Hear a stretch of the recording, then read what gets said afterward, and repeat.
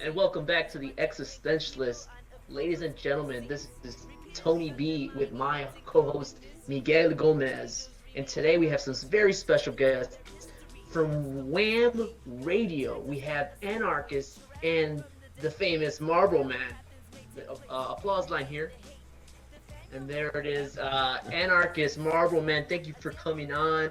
Please tell us a little bit about WHAM Radio. Let's do a quick little plug, a little handle. Where can we find you? All right, so we are mostly on YouTube and Facebook. WHAM Radio on Facebook. 1 second, Ann. A Marboro Man from WHAM Radio and new WHAM TV, because we have a mutiny, people, coming right at you from beautiful downtown Berwyn, Illinois, and our top secret location this evening with America's favorite co-host, Miss Anarchist. And of course, I'm Anarchist from the dark side of the moon on WHAM Radio because we have immunity. And of course, yeah, you can find us on YouTube. We have WHAM Radio on YouTube, or you can look me up via Anarchist. I also have a Twitter page, so that'll be at Love Anarchist on Twitter. And then we're, again, mostly on Facebook and YouTube. And then we also have a website, www.topofthelinepro.com. Yes, I would encourage everybody to visit the brand new website. That is lowercase TOPOLINEPRO.com. You will be quite enlightened. It's brand new. We're very proud of it. Of course, we're building it up as we go along, so there's always bound to be a little bug here or there. But actually, I think it's pretty perfect. And if you wish to interact and get more involved, which is exactly what we want people to do, we've made it easy for you with this new website. So you'll be able to get a lot more information on what we're about and how you yourself can help save America. First, before we can save anyone else, we definitely got to save America. I think we need to, we can all agree on that one. Right? Definitely self-preservation. But great introduction. I expect nothing less from the both of you. So let's see what we're doing here today. For those of you listening, we want to make sure we remind all of you, while you check out WHAM Radio and Top of the Line Productions, make sure to check us out on YouTube, subscribe to us, share all of this content, comment, engage in these types of conversation, because Marboro Man is the key. How is it that we must come together to fix a broken nation?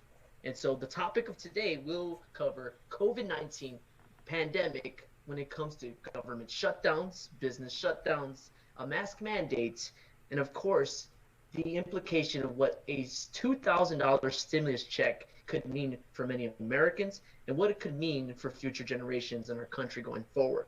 So I just want to pull this up really quick to really start off this conversation. We're going to give some little context. And now I don't want to misrepresent the positions of Miguel, myself, and or Marboro Man. I would like to point one thing out before we begin. The fact that our founding fathers actually did provide us with a very simple legal solution to when an emergency of such magnitude did inevitably happen, because they knew it would. We have a protocol and a very simple protocol and procedure to follow that they laid out for us. It's just that people don't seem to be aware of it. So in the case of an economic emergency, when the government has been deemed no longer fit to lead... Don't spoil the beans too fast. Okay. Don't spoil the beans too fast yet. We're about to just get into saying we because can it's very important do what this. you're about to say. Marboro Man, I'm going to give the context. I wasn't going to give anything away. Just making people aware that there is a simple solution provided already. Yes. And so let's give some context about where we're going with this. Sorry. We're going to come from different ideological perspectives in this conversation. We really want to present to the audience what alternatives are being presented. Right now, there is a state apparatus that feels they need to do what it takes to control this virus that is killing people. I want to hear what you guys have to say, but this is the context of what's happening, and I'm going to share my screen here just so everyone understands. This is kind of propagated throughout the media and throughout Google and social media. We have here on the screen the current worldwide cases of the COVID-19 pandemic. This is at about, according to this is based on New York Times source. There's 90.2 million cases, recovered 49.9 million cases, deaths have added up to 1.993 million deaths because of the virus. But we want to focus on the United States. The United States makes about what? I can be corrected here, but about 4% of the world population. Now, President Donald Trump has often placated that we have done the best compared to any country when coming to mitigate this risk to our nation. That, in my view, is a fraudulent claim. Well, there have been 22.3 million cases, and while the stats show that only really 2% of the population can result in death because of the virus, there has been over 250,000 deaths in America alone, where it's being tallied 373,000 deaths. That comparatively, being 4% of the population and having over 4%, over 10% of the deaths is quite drastic and concerning. So, on one end, the state feels it's doing what's necessary to help mitigate the spread of this virus. From the existentialist side, I can speak on my behalf.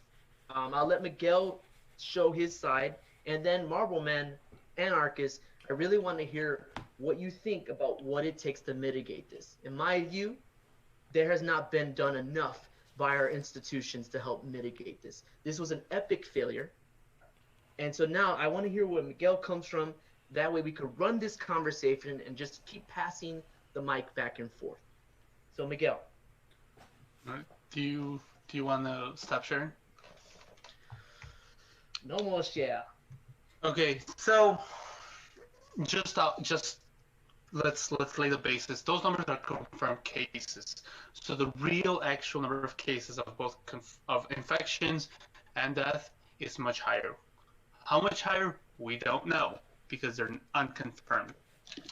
But if you want to know what central governments could have done, much more. We see the example of Japan. We see the example of the Polynesian Islands, which is Australia and New Zealand, that they've been able to control this virus better through lockdowns.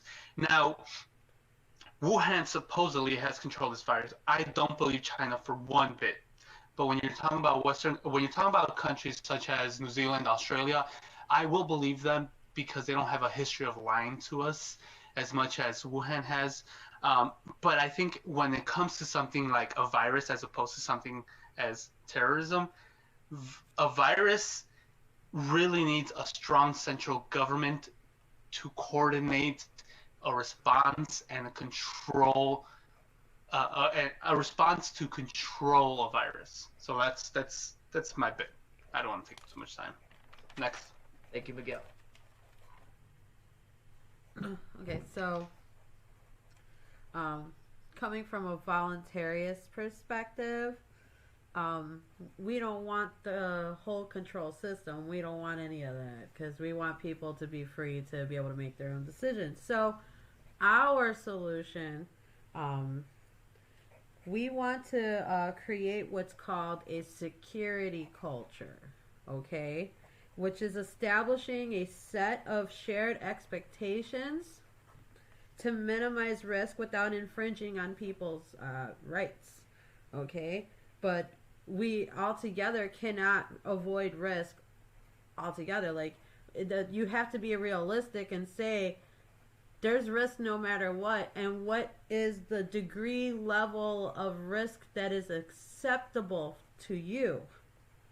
You know, you have to sit there and decide for yourself as an individual, what's the level of risk am I willing to take? Because if you really want to help people out and provide mutual aid, especially to your friends and neighbors who might be losing their jobs, don't have food, you know, whatever it may be, you still have to put out a level of risk to go help those people in need. You have to, like, really think about as an individual, not as a collective or anything like that, and just sit there and think and assess to yourself, what are you comfortable with, and what levels of security and measures you can take for yourself, to minimize the risk. So that way, should anything happen at all, you can have no regrets in saying, look, I did everything I could to,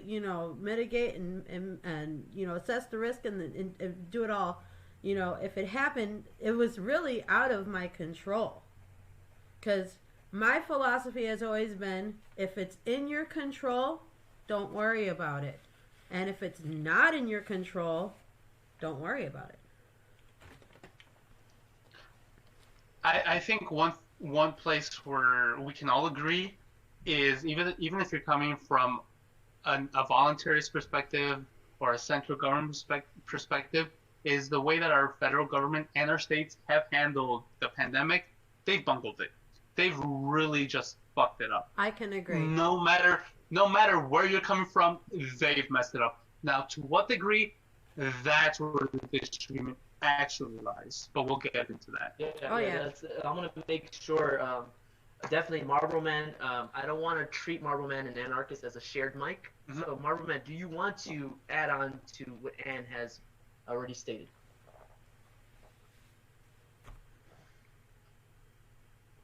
Well, I would have chimed in if I thought that that I needed to add anything. No, she was right on the money for sure, and I actually kind of agree with you guys a little bit too. There's definitely a middle ground to be had, on what's on what's going on right now, especially with all this. Let's dig a little bit deeper, because there's quite a lot going on with all this. I mean, what I see is like a big mass hysteria more than anything right now in the populace. And there's several reasons for that. I mean, we could be here all night, but, I know we all have have things to get back to, but we want to make our best and most accurate points as possible, given while we do have time, and try to make it as simple for the audience to understand as possible. That's always my goal. So yeah, like I said, if I have to, believe me, I'm right here. Let me go ahead and ask you then, where do we disagree without explaining why? What areas that Tony or I have brought up that you actually agree with us? Okay, agreement first. Yeah, agreement first. Start with we agreements. totally agree that the once we get government agreements screwed the out, whole thing up. They let the ball. They dropped the ball. Yeah, definitely. That's one place we certainly agree on. There should have been no response at all. This is first of all, it's a natural occurrence, okay, in nature, and when things happen in nature, the government can't do anything about that. Nature has to take care of it.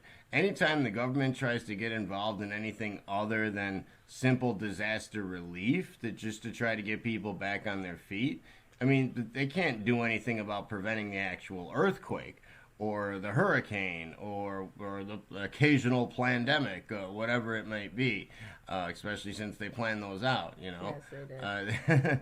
I mean, they can't do anything about, other than to just go to people's aid, really. But there's a whole lot of ways that these things, should not have anything to do with government at all, really. It's really up to us, the people. The government's role is to defend our country, provide national security, and it ends there. I mean, any aid that they give to people who are recovering from disasters and trying to get them back on the feet is in the interest of getting the economy in that area back rolling so they can collect tax dollars again. That should be, and it should end there.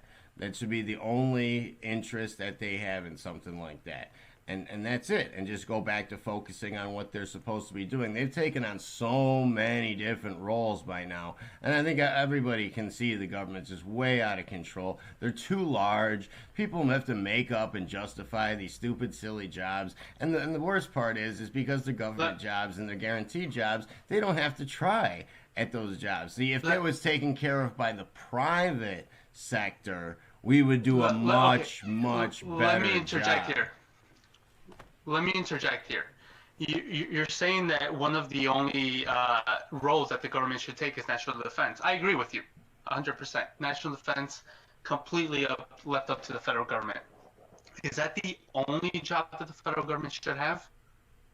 Yes, it is, because anything else just simply, as has been proven over and over again, invokes corruption or adds corruption or has the error or the lure or the temptation of corruption. Because anything else the government does, all it can do is something for somebody, and if you do something for somebody, well, they're going to vote for you. Those are votes bought and sold for, because hey, why wouldn't I vote for that guy? If he did something for me, I want him to do it again, you know? And that's the crux, the apex of the whole problem. So then here's the thing: if the federal government is providing if the government is providing a security defense for its people, and people will vote for that, why can't the federal government then provide for other services that the people are for? Because if you have the government providing all sorts of things like housing and food and all sorts of other services that the people privately can provide themselves through mutual aid and cooperation, in other words, without the government. Yeah. So basically, when you have the government interfering with all of that, it's creating more problems. It's basically allowing them to persuade the voters, whereas it's something that could be actually better taken care of by a private entity that has nothing to do with the government, so that the government interest is completely left out of it. Therefore, no corruption can happen. No vote can be bought and sold for. You know, they're not going to. Okay, perfect. Right. So you're saying something public like military defense is better kept in the public hands, but something like healthcare is better in the private hands. Absolutely. Especially healthcare. And we do behavioral science for a living as part of our job here, so we very much understand how it works and how very difficult it is. And there are many different factors and levels of it. So let me go on with that. How about racial equality? Is that better kept in the hands of the public sector or the private sector? Racial equality? Well, it's really better kept in the hands of anybody. I mean, all of us together. Racial equality should fall under the common sense, you know, section. The column, the common sense column. But that's not the question I asked. The question I asked is it better in public hands? So is that something that can be enforced by the federal government, or should that be kept in the private sector? You're talking about enforcement of racial equality. Yes. Okay. See, I'm saying if neither had paid any attention to racial equality one way or another, I think that I have enough faith in humanity and society to kind of root out or weed out anything that's negative.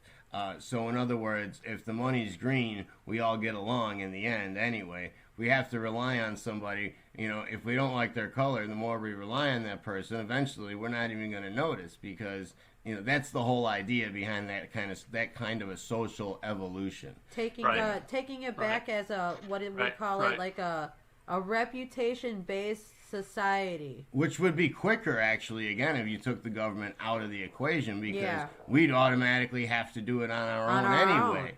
We, you know, without having to go through all their, you know, red tape and waiting, and then they have to dictate which is politically correct and which isn't politically correct. And that should be up to us. Get the papers for waiting, guys. What you guys are arguing here for is a reactive type of enforcement, whereas I think Tony and I will see it more as a proactive. Or we could call it direct action. We could call that direct action. Yes. So let me come back to the military thing. National defense, where does the government derive its power from for national defense? So for national defense? Where the government derives its power for national defense from our tax dollars, presumably. Yeah. But I'm sure there's a lot of other ways that they can come up with. Probably a lot of it through theft as well. What's that central document that gives its national defense. Central document that gives us national defense? You mean the Constitution? Correct. Oh. Well, yeah, we actually believe that that's a dead document, by the way. I would argue it's a living document. Let me make myself more clear on that. I'm not saying it's actually a dead document. It could be a living document again, but that's part of the emergency clause.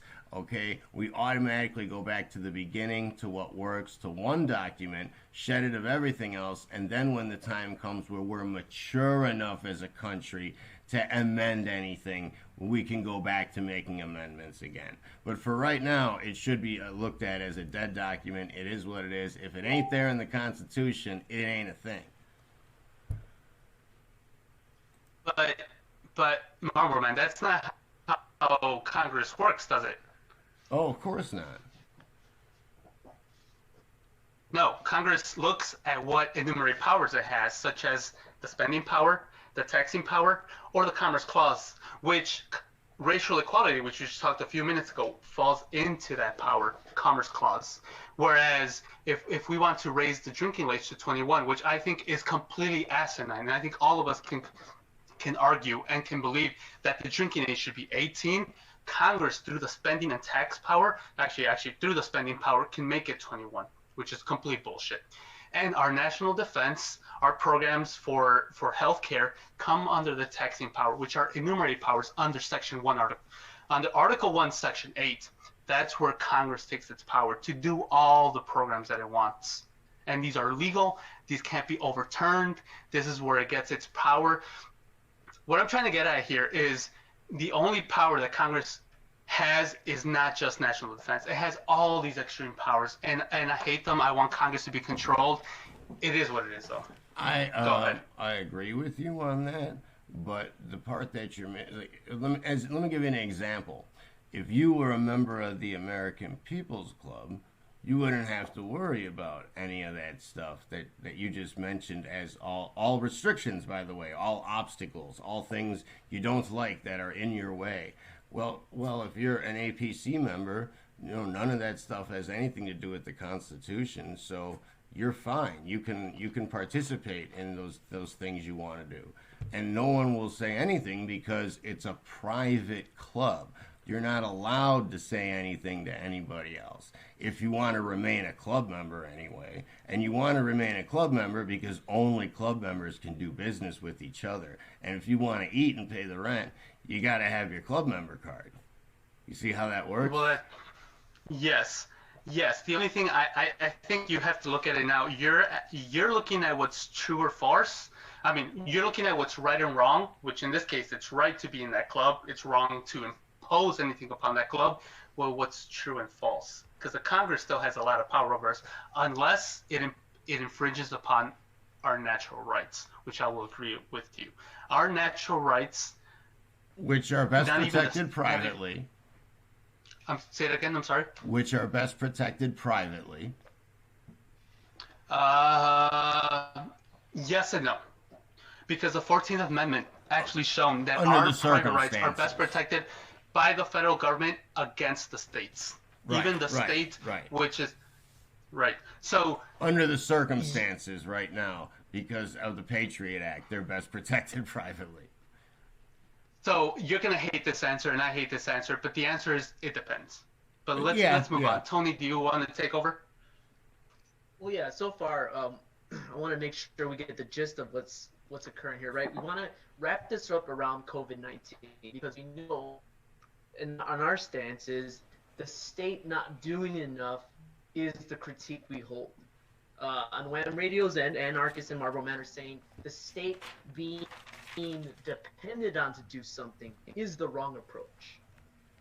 And so to that extent, while there might be a constitutional authority to respond, Marboro Man seems to be making the argument that these kind of circumstances, which cannot be controlled because of the natural occurrence of the virus, it seems that it would be best relied on in the private hands. The individuals are going to be the best route to depend on, as opposed to a giant infrastructure run by bureaucrats and loopholes, etc. So that's what I'm getting the gist out of. And so let's take this into actual, tangible things the government is trying to do, right? I'm sorry. So No, one I of- was just going to give one thing- a well, real quick good go example. ahead. Just a kind of an example of what you were talking about so people understand a little better. That's kind of like how herbal medicine, for example, cures cancer at a higher rate than going to the hospital. Pharmaceutical medicine. Not going to the hospital, but pharmaceutical medicine. You always go to the hospital. But herbal remedies cure it at a higher rate. Of course, no one talks about that, but I think that's a good example of what you were just talking to kind of give people a picture, a visual. Yeah, I think. Go ahead, please. I haven't seen that event, so I have to look at it. But for this face value, let's just go with it. Tony, please proceed. Right. I can see where people go to doctors and they don't tell the doctor everything that they're doing to sustain their health when it comes to cancer. I know people in those circumstances, they don't want to let them know, but they're doing everything it takes to preserve their life. And that's true for them, and more power to them for trying to do what it takes, because it's their life on the line, right? Their life is at stake, so they're going to do what it takes. And so people are going to report, I took X, Y, and Z that wasn't prescribed. Therefore, that might show evidence of people's self-reporting of how this occurred. So yeah, once again, this pandemic itself. There's two things on this list that we want to get to. And the science is saying that these things work. There has been a lot of hypocrisy, and there has been a lot of harm. And two of the things we're going to talk about is the government shutdowns, meaning the private sector, all these businesses were shut down to prevent the spread of the disease. There has been argumentation how that hurts people, and there has been argumentation how this is going to help control the pandemic. So we already kind of get the gist, right? That should have been a private matter. Businesses and communities should have decided on their own what to do when trying to handle the spread. So that's where we're at. So that's topic number one. I want to know. Let's start with Miguel. In terms of, no, you want. Okay, we're gonna. Okay, what do you want from me? It's okay. I want to hear Marboro Man and Yeah. Anarchists really speak, because I like the way they frame the argument. Okay, so please, guys, you guys really do frame the argument nicely. I will not frame it as nicely as you guys will, so please take over. Yeah. Well, let me just say this to make sure. You know, I have a real problem, and I think I empathize with the position that Marboro Man and Ann are taking. You know, for me, for instance, if I want to go to work, and I service service adolescents in the education system. For me as an individual, I am prepared to say I will risk my life to go service the children of our future, right? They need an education, and I would be willing to go back to work. Now, there's teachers that don't want to put their health at risk. And there's infrastructures, in my view, that could be created to help keep the teachers safe. That way, it's a win-win. We help get the children the education they deserve, but we also keep the vulnerable populations safe from a virus. So I will take that position openly. So, but it's hard when the infrastructure isn't there and people's lives are at risk. The government shutdown seems inevitable. The problem that I have with that inevitability, okay, fine, you don't have the infrastructure to help the situation, so you result in the last resort, a shutdown. You could have had a safety net in place to make such a bold move, but there was a lack of infrastructure, lack of a safety net. And now people are hurt regardless. They're just not hurt in the way of having to obtain this respiratory disease known as COVID-19. So I'm mixed, but I'm empathetic. I still believe in a strong infrastructure, in a strong state apparatus for a safety net. I want to throw this back to WHAM radio. I want to see. Please present your argument. Why is the government shutdown to keep people safe a bad idea? So let me go back to where I was talking about that security culture and how that is a lot more efficient and way more beneficial to our society rather than governmental intervention. Because anytime government interferes with anything, it slows things down. It makes sure and to limit the ability of the people who are participating within that system, and it makes sure that it itself can grow while doing so. And we don't want that. Now, we want real mutual aid. That's what we really want in the security culture. Okay? We need decentralized practice of reciprocal care. Okay? And this is all done through the private sector, through individuals participating by creating these networks of like affinity groups. So, you know, bringing everybody down to a more localized level and working with each other along in a more localized means. Okay? This makes sure that everybody gets what they need, and it'll create a sense of abundance amongst the participants. Okay? And the fundamental idea of this is that our relationship and bonds with each other and knowing our neighbors and knowing our, you know, community members is what is going to keep us safe. Not protecting us from each other, you know, or having power or control over everyone else. You know, knowing each other and knowing the amount of risk that we're willing to take as individuals, and we mitigate that with the amount of time that we want to put into creating these affinity groups and giving mutual aid to our friends, our family, maybe even people who are sick themselves from the disease.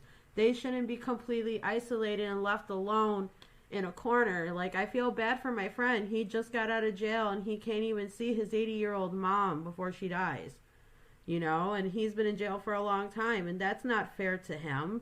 You know, that's an infringement on his First Amendment right to see his mother. And they're saying that it's to protect her from him. So it's protecting her from her own son. So, you know...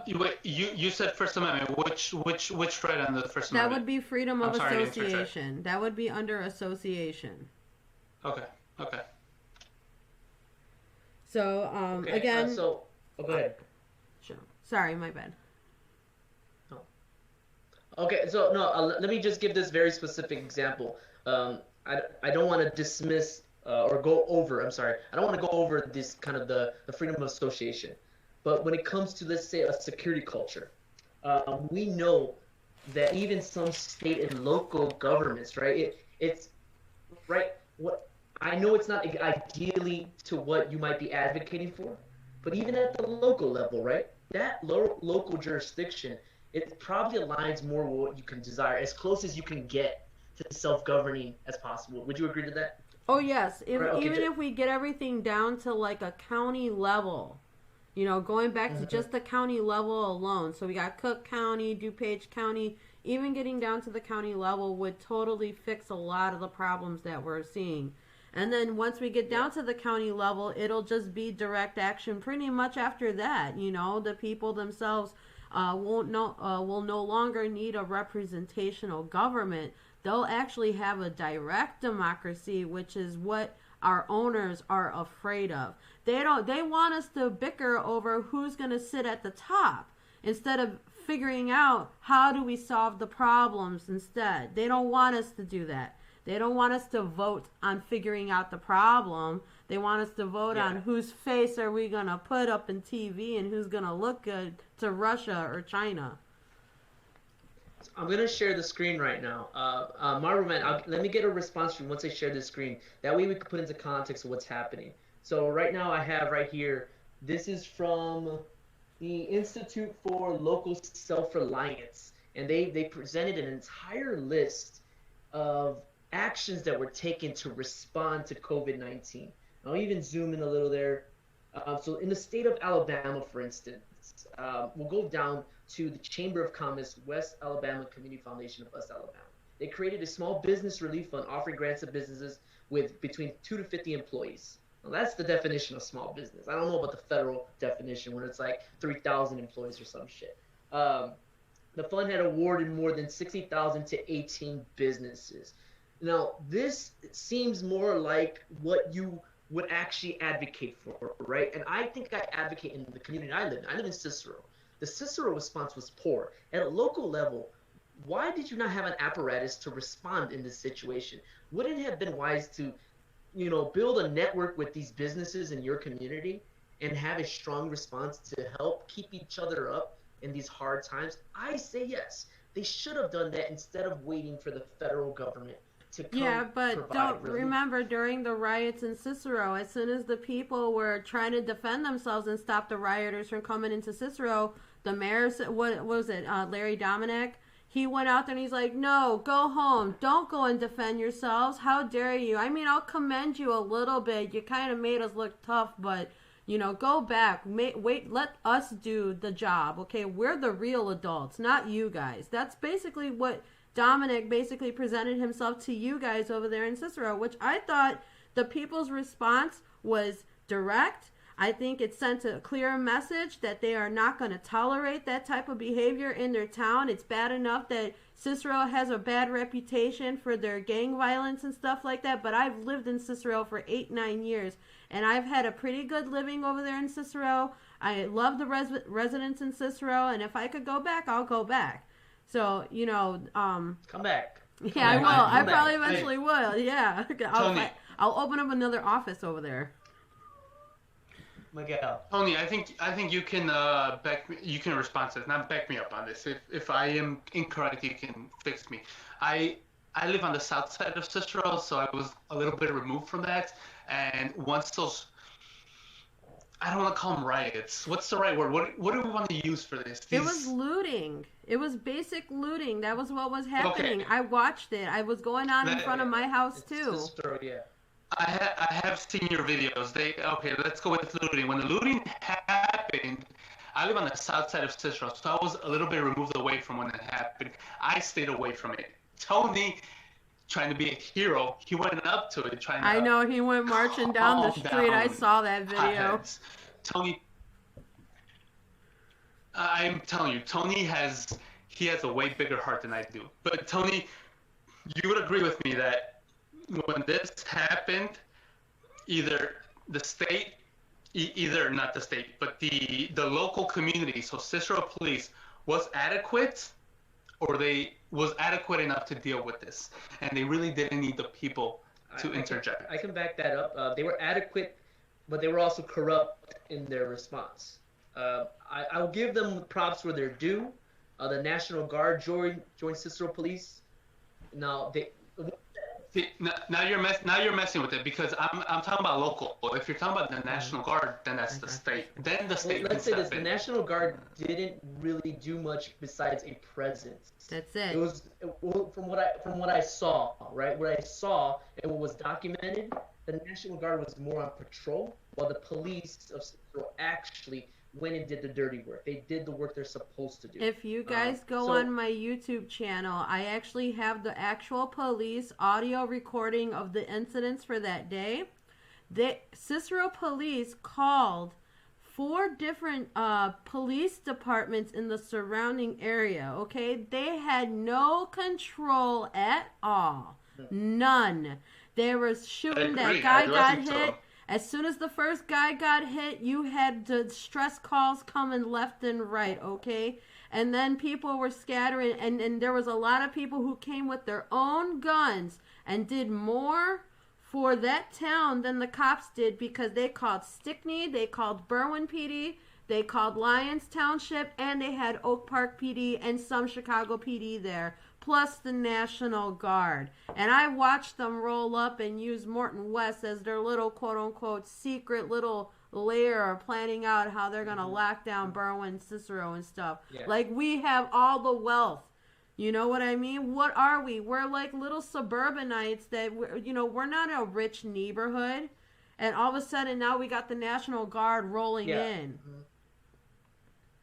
So I'll stand corrected. I'll stand corrected. So it was a piss poor job. I think the So bottom.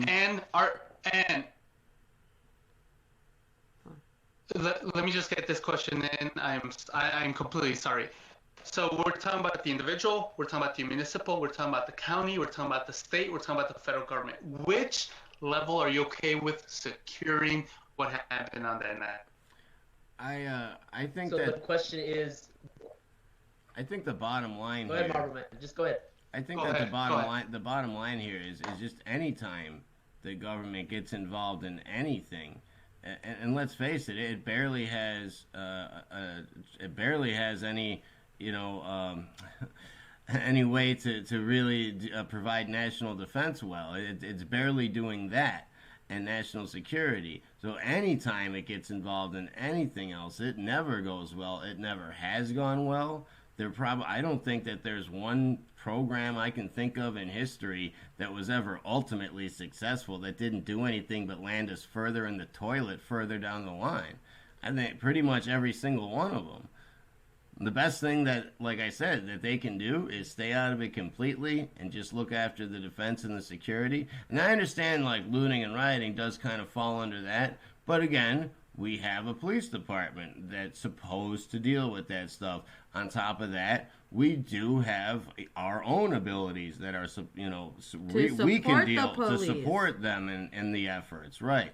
And again, communication is the biggest problem as to why we don't have a backup plan, an organized backup plan as a community, as a network of business running individuals, which I think we should all be independent contractors, just for the simple reason, no matter how small, running your own show, your own business, then you're in the loop and you're included on whatever the plan is for these emergency situations or emergency economic situations or just about any kind of thing that you might need to solve in the future that comes to, you know, a business or money or work or product or service or whatever it is. That should be above and all else what we're focused on, because if we do that, then we don't have to worry about violence taking over and things, because people are busy and they're happy and we're getting along and we're moving forward. You see what I'm saying? So then you would agree with me then the state is the best position authority for that, because the state can inform the counties and the municipal localities to ensure that our safety is best assured. If giving information that's voluntary, whether or not I follow it, is what they is a good contribution or the best possible contribution they can do, I guess I don't have a problem with that. I mean, sure, anybody can give good advice. I agree with you. Yes. So I want to make I sure would. that this, I think I know what you're saying, and I would respect. I would respect their advice. Yeah. Well, okay, so I don't want this to get away from me. This Right. completely did. I let it because Ann was running on some very good points. Okay. It went back to Miguel. Marboro Man took it. And so I let it get away from me. But so much of the time during emergencies, to mitigate the government response that has been winning for the past 100 years has been, let's beef up defense. Whether it's a nuclear fallout, whether it's Hurricane Katrina, natural disasters, and even viruses, Asteroids, even terrorist threats, all of it, the response that always ended up getting more funding was defense, whether it's military and trickles down to a police state. So that has always existed. The one thing that I'm arguing for today is when I showed you that screen about those local governments, right? That's what we started with. These local governments literally had responses. They had their own business communities. Look at the city of Auburn. City of Auburn has approved a resolution allowing city to use municipal funds to cover interest payments on loans of up to $2,500. A participating banks to small businesses. So they committed to $500,000 for interest payments, right? They had this money, this fund. That was a local effort. Now, many of the federal and the hierarchy of government infrastructures, they are not pretty much a fan of investing because it's too costly. And so even when it comes to defense response, there's a large investment there. That becomes a central authority to respond to things when it needs force, right? I mean, Ann talked before, the government has a monopoly on violence. The state sanctions violence, and it always wins. But when it comes to setting up an apparatus to strengthen the community, the local communities that want to step up and try to take matters into their own hands when it comes to an economic response, right? That's what's real for me when it comes to a government shutdown. Cicero fails on so many fronts. Cicero does good on some other fronts. But I want Cicero to have an economic response plan. I don't want to depend solely on individuals, and might have something to say about this culture, this security culture. Maybe that security culture kind of trickles up into a governing body, if maybe, or not. I don't know. I feel weary about trusting nothing but individuals without the infrastructure to establish that. So is an infrastructure needed, or is it just a culture? I actually have an answer for you because I spoke with a lot of the police community, and in particular in Cicero. So here's what they actually have to say about it. Matter of fact, I wrote it down. The law enforcement and military and veteran community, what they want is they want to actually make it so that the only law that they have to enforce is when someone is intentionally aggressing on somebody else. So in other words, when someone is intentionally or maliciously trying to injure or hurt or thieve or do some crime on a person, especially a child, because in their eyes, that is the biggest problem that we're facing as a country and probably a world, is human trafficking and the abuse of our children and ourselves, each other, beating each other up. So that's the only thing they really want to enforce. And they're requesting that, people like us try to help them put that together for obvious reasons, because they might get in trouble if they bring some of that stuff up themselves to their superiors. So did I help answer your question? Did I? Yeah, when I was did I help answer a little bit of your question directly from the mouths of the police community, and a lot of those were Cicero people. Wait, okay, so I have a question about sex trafficking. You're in favor of punishing sex trafficking, correct? Well, yes. Who wouldn't? Exactly, that's my question. Who wouldn't? Sex traffickers would not be. That's a federal crime. So you're okay with giving the federal government that type of power? Well, they already have that type of power, but only that, focusing their efforts on that and nothing else.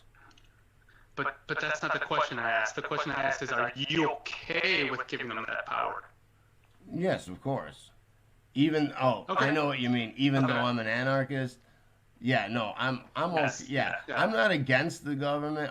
Neither one of us are against the government or anything like that. We believe that the government has a right to exist just as much as we do. As a fictional entity. It's up to us whether or not we want to participate in it, which goes back to that whole Constitution thing and private American People Club thing. You should be able to opt out. Right. And there is a legal way to do that. Yeah. So I get where we're coming down to is I'm really looking forward to what the plan is, because I like what Alabama has done. I'm a fan of it. It wasn't Alabama only. It was Alaska. It was almost every state. Arizona. These communities came together. I'm concerned about what happens when the community deprived for so long, right? Negligent government leadership, and these communities. You've seen them. You've driven through them. At least in our perspective, coming from the Illinois, the Chicagoland area. What happens to an economic response team for that community?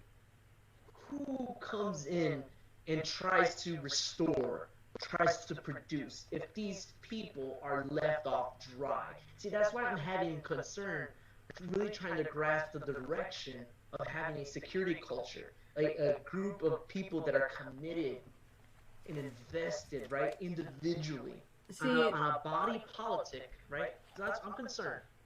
So, in my perspective, let me see. I know this is probably the most horrible example I could use, but Adolf Hitler did a very similar trend to what you're talking about. When, for a long time, Germany traded goods with everybody, people bought and sold and, bought German goods and stuff until World War II had happened. And what happened, the Allies told everyone to boycott German products, right? Say, stop buying it, don't trade it, don't do anything. Well, what did Hitler do? Hitler said, well, screw it, we'll just keep our own stuff.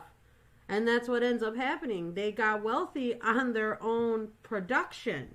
And that's what we think most people can do. You can sit there and start producing on your own, little things, step by step, to get the ball rolling, so that way you could give your community a hand up and not a hand out. We don't want handouts either. We want hand up. We want to create our own means of production and not have to worry about the monopoly that governments and big tech corporations and other large corporations that can sit there and plow us and sit there and say, we can't have these alternative means of production no matter what it is that we choose to produce. They're trying to say that they are the gatekeepers of production. We don't want that. We want people to be free to produce whatever it is that they have and be able to value the things that they produce on their own. So of course we want an open free market. We don't want really any regulation whatsoever on the economy. I think I got a good hold on exactly what you stand on. My still concern, I need something. Okay. Like what? Tony, the pandemic, hold on. You hold on, Tony. The pandemic happened. These communities already existed. They were already desperate. That's right. The response is they should have been allowed to build themselves up. But guess what? That's not what was going on already. So what about these communities? What response should individuals do if they don't have the capacity? Are you saying that no governing body should try to help people during the COVID-19 pandemic, which comes as a result of we want a social democracy with a strong safety net? They gave us business shutdowns, and we were saying, okay, if you're going to do business shutdowns, give us a safety net. No infrastructure. It was a failed response. You were saying those communities should have lifted themselves up by the bootstraps? Is that what you're saying? So basically it's, if a governing body wants to come by and help people out with whatever it is that they're going through, there should be no strings attached. Okay? If there was genuine mutual aid coming from that governing body, there should be no qualifications to get this mutual aid in the first place. Because one of our sponsors, Jaci Resale Shop, for example, the government's giving out all this free money for small businesses, to go and apply. And she didn't even qualify because she didn't make their qualifications. Well, there shouldn't be X amount of qualifications whatsoever through mutual aid. If I'm going to help somebody, I'm not going to have a list of standards that I'm going to hold against that person to say whether or not they qualified to get my mutual aid in the first place. If you're going to give something to somebody, give it to them. You don't need to sit there and say, are you over the age of 18? Are you an alcohol addict? Or do you have any previous medical conditions? What are all those things but labels that are used to divide and compartmentalize society and the way how we operate, so that way we have more discrimination towards each other, because then that's how they break us down into minority groups and misleading the people into thinking that minorities is ethnic based, when minority is the level of people who don't want to participate.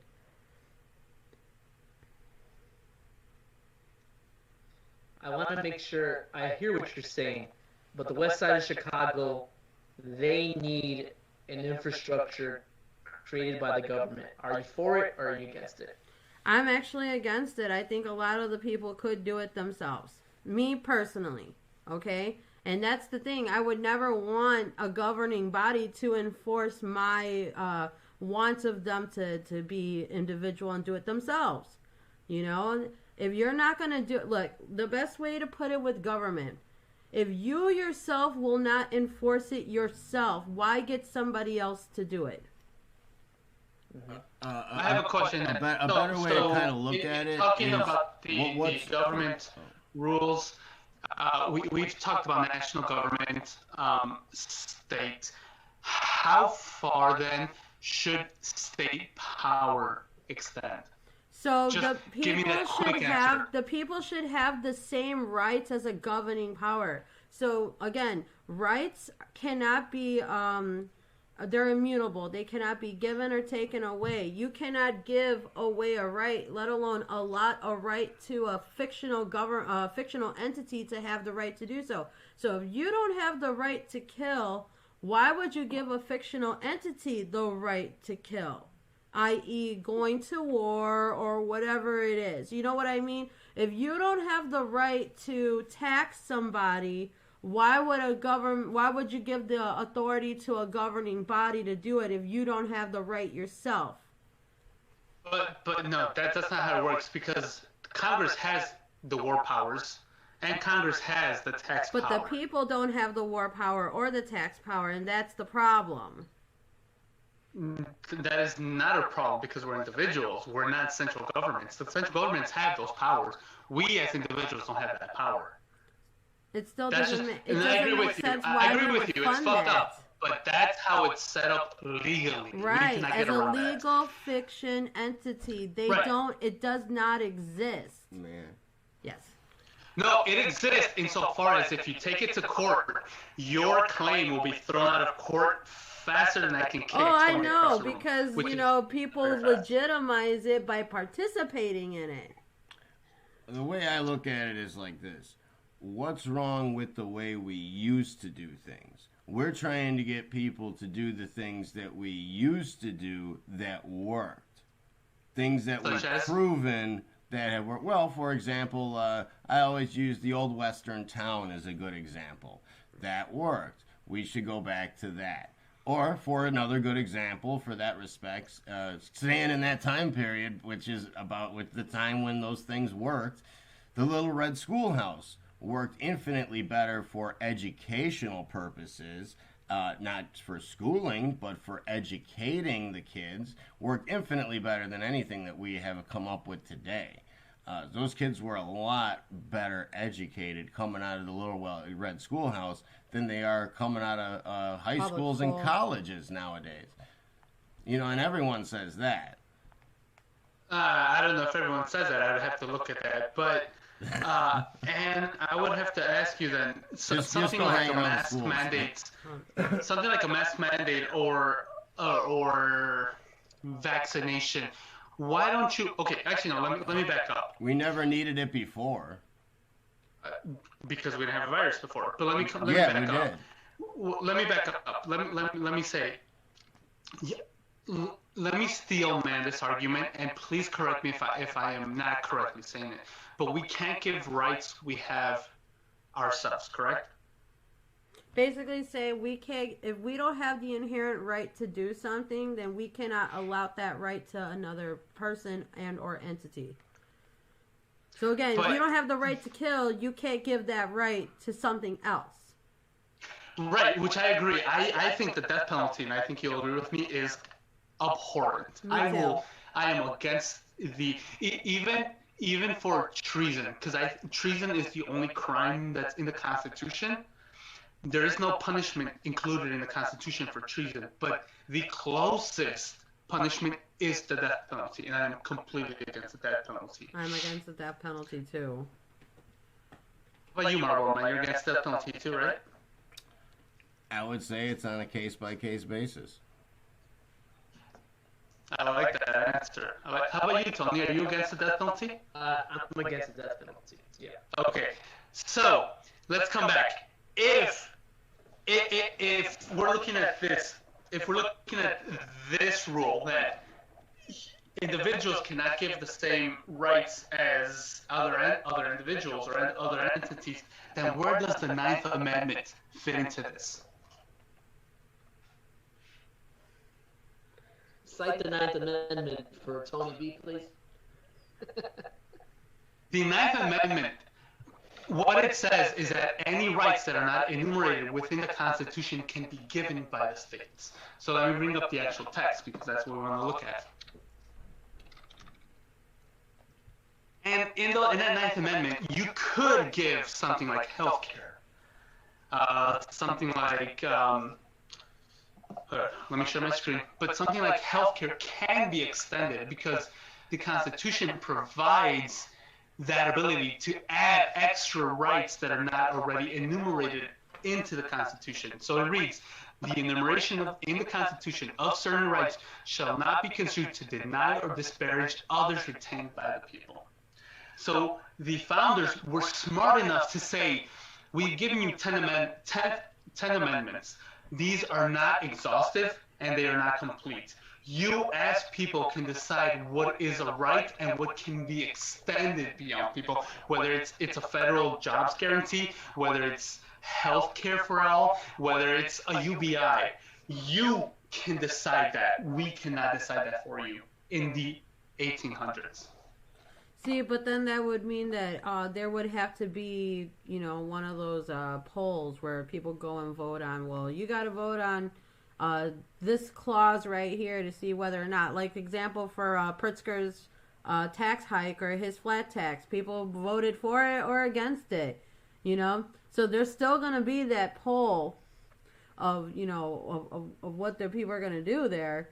But at the same time, as individuals, they should be able to exercise similar rights. Like there has to, like, you can sit there and say all you want, like that we can allot these rights over to the federal government, but at the same time you can't complain if the federal government befuddles that thing that you're handing over to them.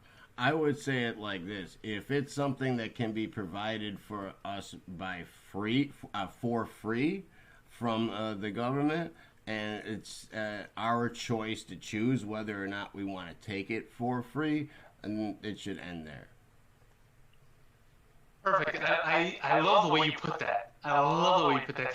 Not necessarily free, but what if it was through our tax dollars? Let's say they take our 20% out of our paycheck, but it goes towards a single payer healthcare, and we don't have to worry about deductibles or copays, right? And we can go to any doctor we want because they're all in network because it's a single payer healthcare system.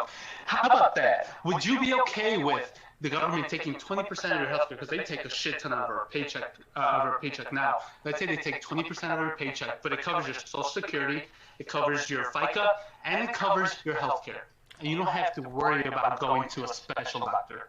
Don't you think we could do a much better job on our own without the government being involved in that? No, because that's what we're doing now. And now we have special networks. The doctors that I have now, if they're not in network, I can't go to them. No, you're right. That is a private government now. That is a private network now. You're right, but what I'm saying is, if we were in the practice of not having the government be an option at all, we would have already come up with a better solution for you and your situation. Because again, government limits our ability to do anything different than what it wants us to do. So the government's going to sit there and say, you got healthcare A, healthcare B, and if you want to find another alternative to the government's going to sit there and say, well, no, this is the limit that we're at, and that's it. Red tape holds back progress. Red tape holds back progress. But that's theoretical. But that's theoretical because that's actually happened since the 1970s. It was Nixon who established the private healthcare market, and since the 1970s, from Nixon, we've had to choose private networks that we can only go in within network, within our, either if it's PPO or HMO. But if you have a single payer, that covers all healthcare providers.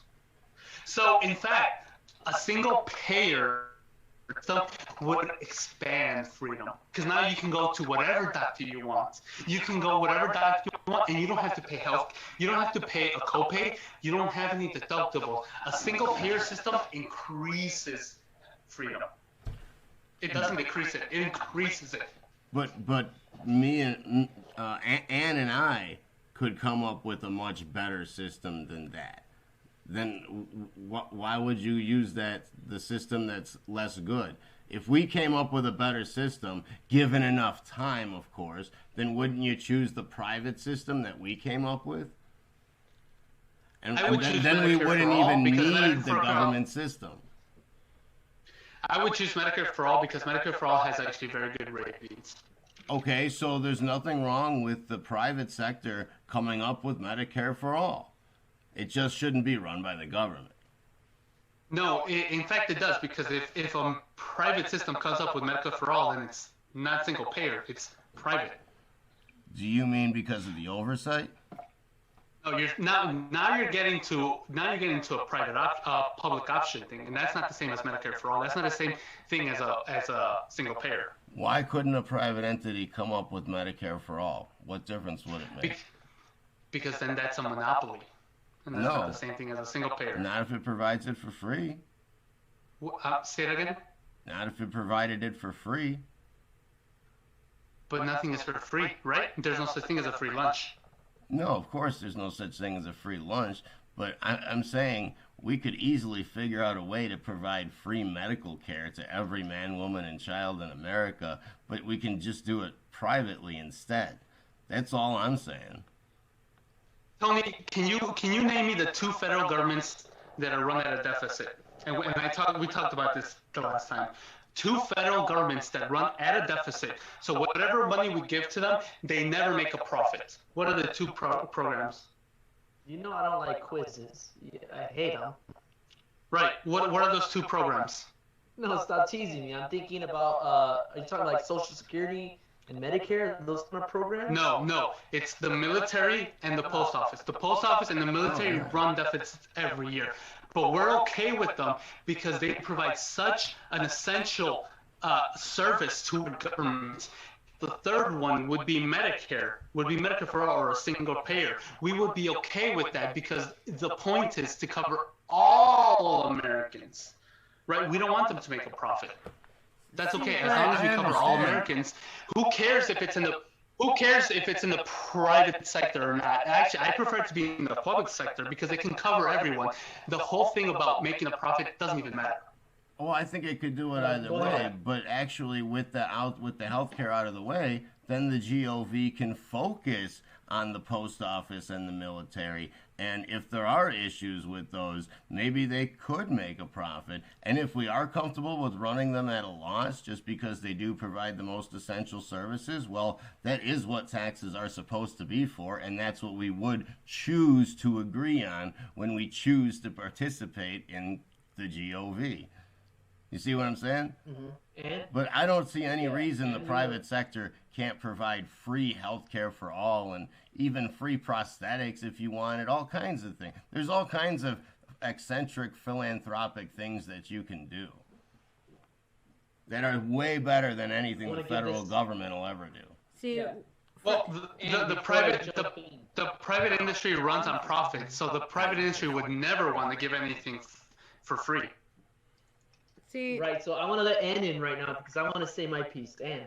Yeah. So when you're talking about like healthcare for all and trying to give everybody healthcare through the means of using government, first off, you have to figure out where all the money is going to come from.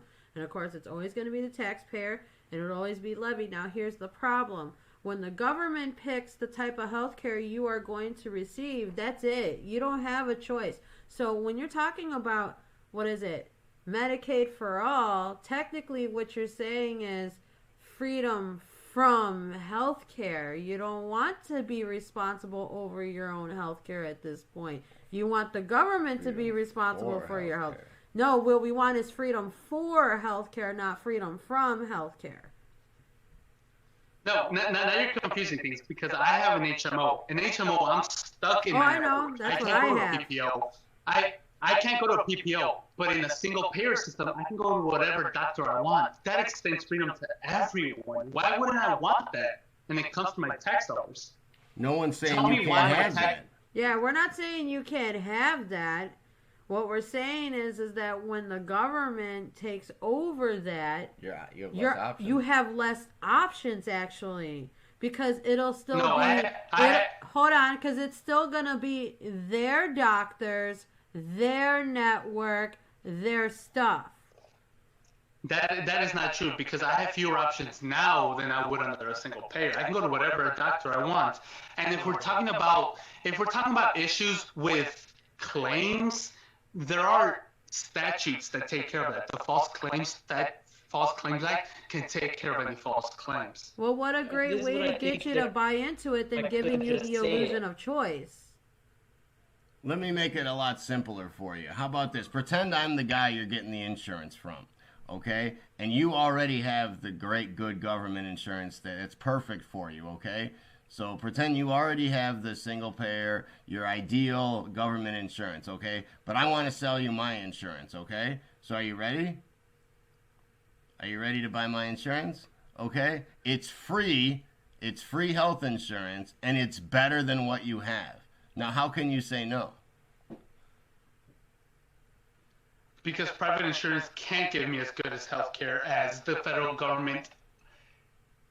As the federal government being the negotiator on my behalf. But I told you it can, but we can do better. I can do better than And then them. what if we can say you don't have to change your network? Like, you don't even have to switch off the network that you're already on. And that's perfect. Within a single payer system, there are no networks. That gets rid of the networks to begin with. Why do I care about networks? Right? Tony can tell me that his snake oil can cure cancer. I'm not going to believe Tony. But it's me, though. Oh, I know. I love you. I see what you're saying. You're trying to say you don't believe that I could provide that. Well, this is more of a hypothetical anyway. Pretend I could provide it, you know? I could think of ways, if given enough time, that it could be provided. I mean, it's not that hard. These problems are a lot simpler to solve than people really believe. A lot of it could be done using the already existing infrastructure that's already there. See, but the problem is when you have private insurance, you have networks. When you have a single payer, there are no networks. I am going to choose a single payer because the government is a negotiator on every single one of those, every single time, over the private insurance. Every single time. Now, I do have an alternative solution for both of you. I'm a Medicare for All advocate. However, you can look at what Tulsi Gabbard has offered. I think she offered an Australian model. The Australian model is we can have a single-payer system, but we're also going to have private insurance allowed on the market. The eradication of private insurance is kind of the Bernie Sanders model. But there's alternative models of single-payer where private insurance is allowed. Even Sweden has brought back, not Denmark or Sweden, they brought back private insurance markets, but they kept the remaining infrastructure of a universal healthcare system. So I think there's some middle ground to be found here. You guys are great in finding a topic and running with it. I'm terrible at stopping you. So, ladies and gentlemen, we are the Existentialists, joined by WHAM Radio. One philosophical idea that I'm struggling with is this idea that the government has a duty, an obligation to provide the national defense. And I think in layman's terms, we agreed that yes, a physical apparatus that can defend against an actual threat is a good thing. But controlling things that are out of our control can be troublesome. It violates rights. It might make people's lives harder, etc. I'm having a problem with this because national defense is become defined in such a single two-dimensional way, in my view. Is that national defense means we have to protect ourselves from an actual physical threat like another army. But nothing is ever considered about mental health, about a system that could provide us with food to make sure no one goes hungry, no one goes uneducated, right? nothing's ever talked about those being vital to a national defense. You're only as strong as your weakest link. And right now, we have a lot of weak links in our country. And I have this big heart that just wants to reach out, hug them like a hippie and say it's going to be okay. Right? Now we come down to what can a national defense be during a pandemic? And one of their moves is a government shutdown. We talked very briefly on how it can hurt people, but the other part is a mask mandate. Now, Joe Biden has admittedly said, it's very hard to kind of force people to wear a mask. But in his first 100 days, he wants to make sure that all federal agencies, all federal employees are mandated to wear masks. And he's going to plead with state and local governments to say, hey, I think you guys should do the same. And I'm pulling up that screen right now just to give people an idea about what's happening. Sorry, that's my bad. Where are you, Joe? Okay, here it is. Biden plans for mask mandates nationwide will be an eerie test of power of persuasion. So even there's an admittance. You really can't enforce this. Imagine how scary that'd be. That you have police forces walking around pointing guns at you saying, wear a mask or you're under arrest. That's not what the Biden administration is saying. They're saying that federal employees should have to be mandated. And then they're going to try to talk to states to mandate their employees, local governments to mandate their employees. I want to get the reaction first from our WHAM radio guests, Anarchist and Marboro Man. Right now we're not talking about the public, but we're talking about the employees of the government to create a culture and a mindset that this is how it should be. What are your initial reactions?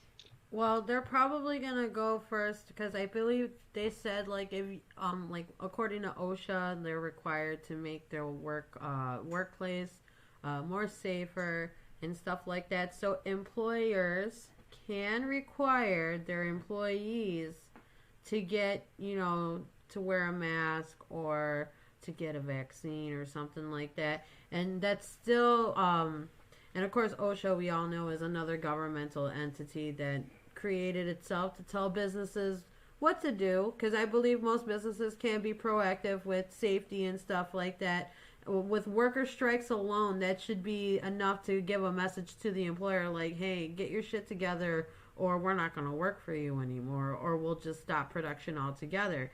That accomplishes more than creating another organization to sit there and make a checklist of what the do's and don'ts are, because there's they come to enforce those kind of policies and stuff like that by taking away your business license or shutting down your establishment and stuff like that, which is still an infringement because that's the way how that person provides an income and a living for themselves. That's still infringing on their life, liberty, and pursuit of happiness. So in this case, these shutdowns and especially these mandates, telling people they're going to have to wear a mask all the time, that should always boil down to personal choice. And vaccines should always boil down to personal choice and in privacy between you and your doctor.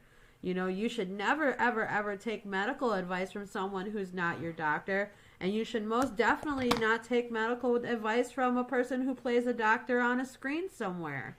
And that's where we're really pushing this whole idea of these mandates are dumb, they're illegitimate, they're not going to help anybody out. We noticed that, wherever there's masks at is where you're going to find spikes and people getting sick because they're throwing them everywhere. You can walk down the street. I could go to Cermak Plaza right now and find 100 masks thrown on the floor. People walking and stepping on it and they're coughing into it and stuff. That's how people are really getting sick. They pick them up off the ground. And they pick them up off the ground. Them, It's a silly idea. If people weren't wearing it for their own personal thing, like even before the pandemic, I bet if somebody was walking down the street wearing a mask before 2020, people would sit there and say, "You're a freaking weirdo for doing that." Oh, well, I'm doing it for my own personal health and your health. You know what I mean? But now it's a norm. Now everybody's wearing a mask. Now somebody who's not wearing a mask, they're frowned and looked at as if they're the scum of the universe. And then you got your... Yeah, and I'm sorry, I just want to make sure, because you started off with OSHA. Are you saying that federal employees, I must have missed it, federal employees, they shouldn't be mandated? Like state employees, local employees, not private employees. You're saying they shouldn't be mandated. No. And so this is where it comes down to my philosophical concern, is national defense. It's really relegated to such a small concept. We need to have arms and military might as our only national defense, not a precautionist step to keep the federal government safe from this virus. They're only using that on the state members, not the public. You're saying no, they don't need to defend themselves from a virus. It's not that they don't need to defend themselves. It's that they should be able to personally choose for themselves if that's something that they want to do for themselves. So if I work for the federal government... If that's the case? Huh? Can't they choose to work somewhere else if that's the case? They could do that too, but at the same time, like, you can't sit there and, you can't sit there and tell somebody you can't work for me if you don't have X, Y, and Z. Like, hold on, it's coming out wrong. Sorry. I know what you're saying. Yeah. You can't sit there and tell somebody who works for you, you have to do this to your body and your personal being in order for you to be here. Because you're not a doctor. Because you're not a doctor. You're not a doctor to require these things of this person. Like, let alone asking them to get a vaccine that has not been tested, that has new technology that's never been approved by the FDA, with this new mRNA technology that they're using. None of that has ever been approved. It's never been tested fully, and they're shooting it out there fast enough, and these people are taking it without even thinking or informing themselves about the risks of doing this type of work, or doing this to themselves.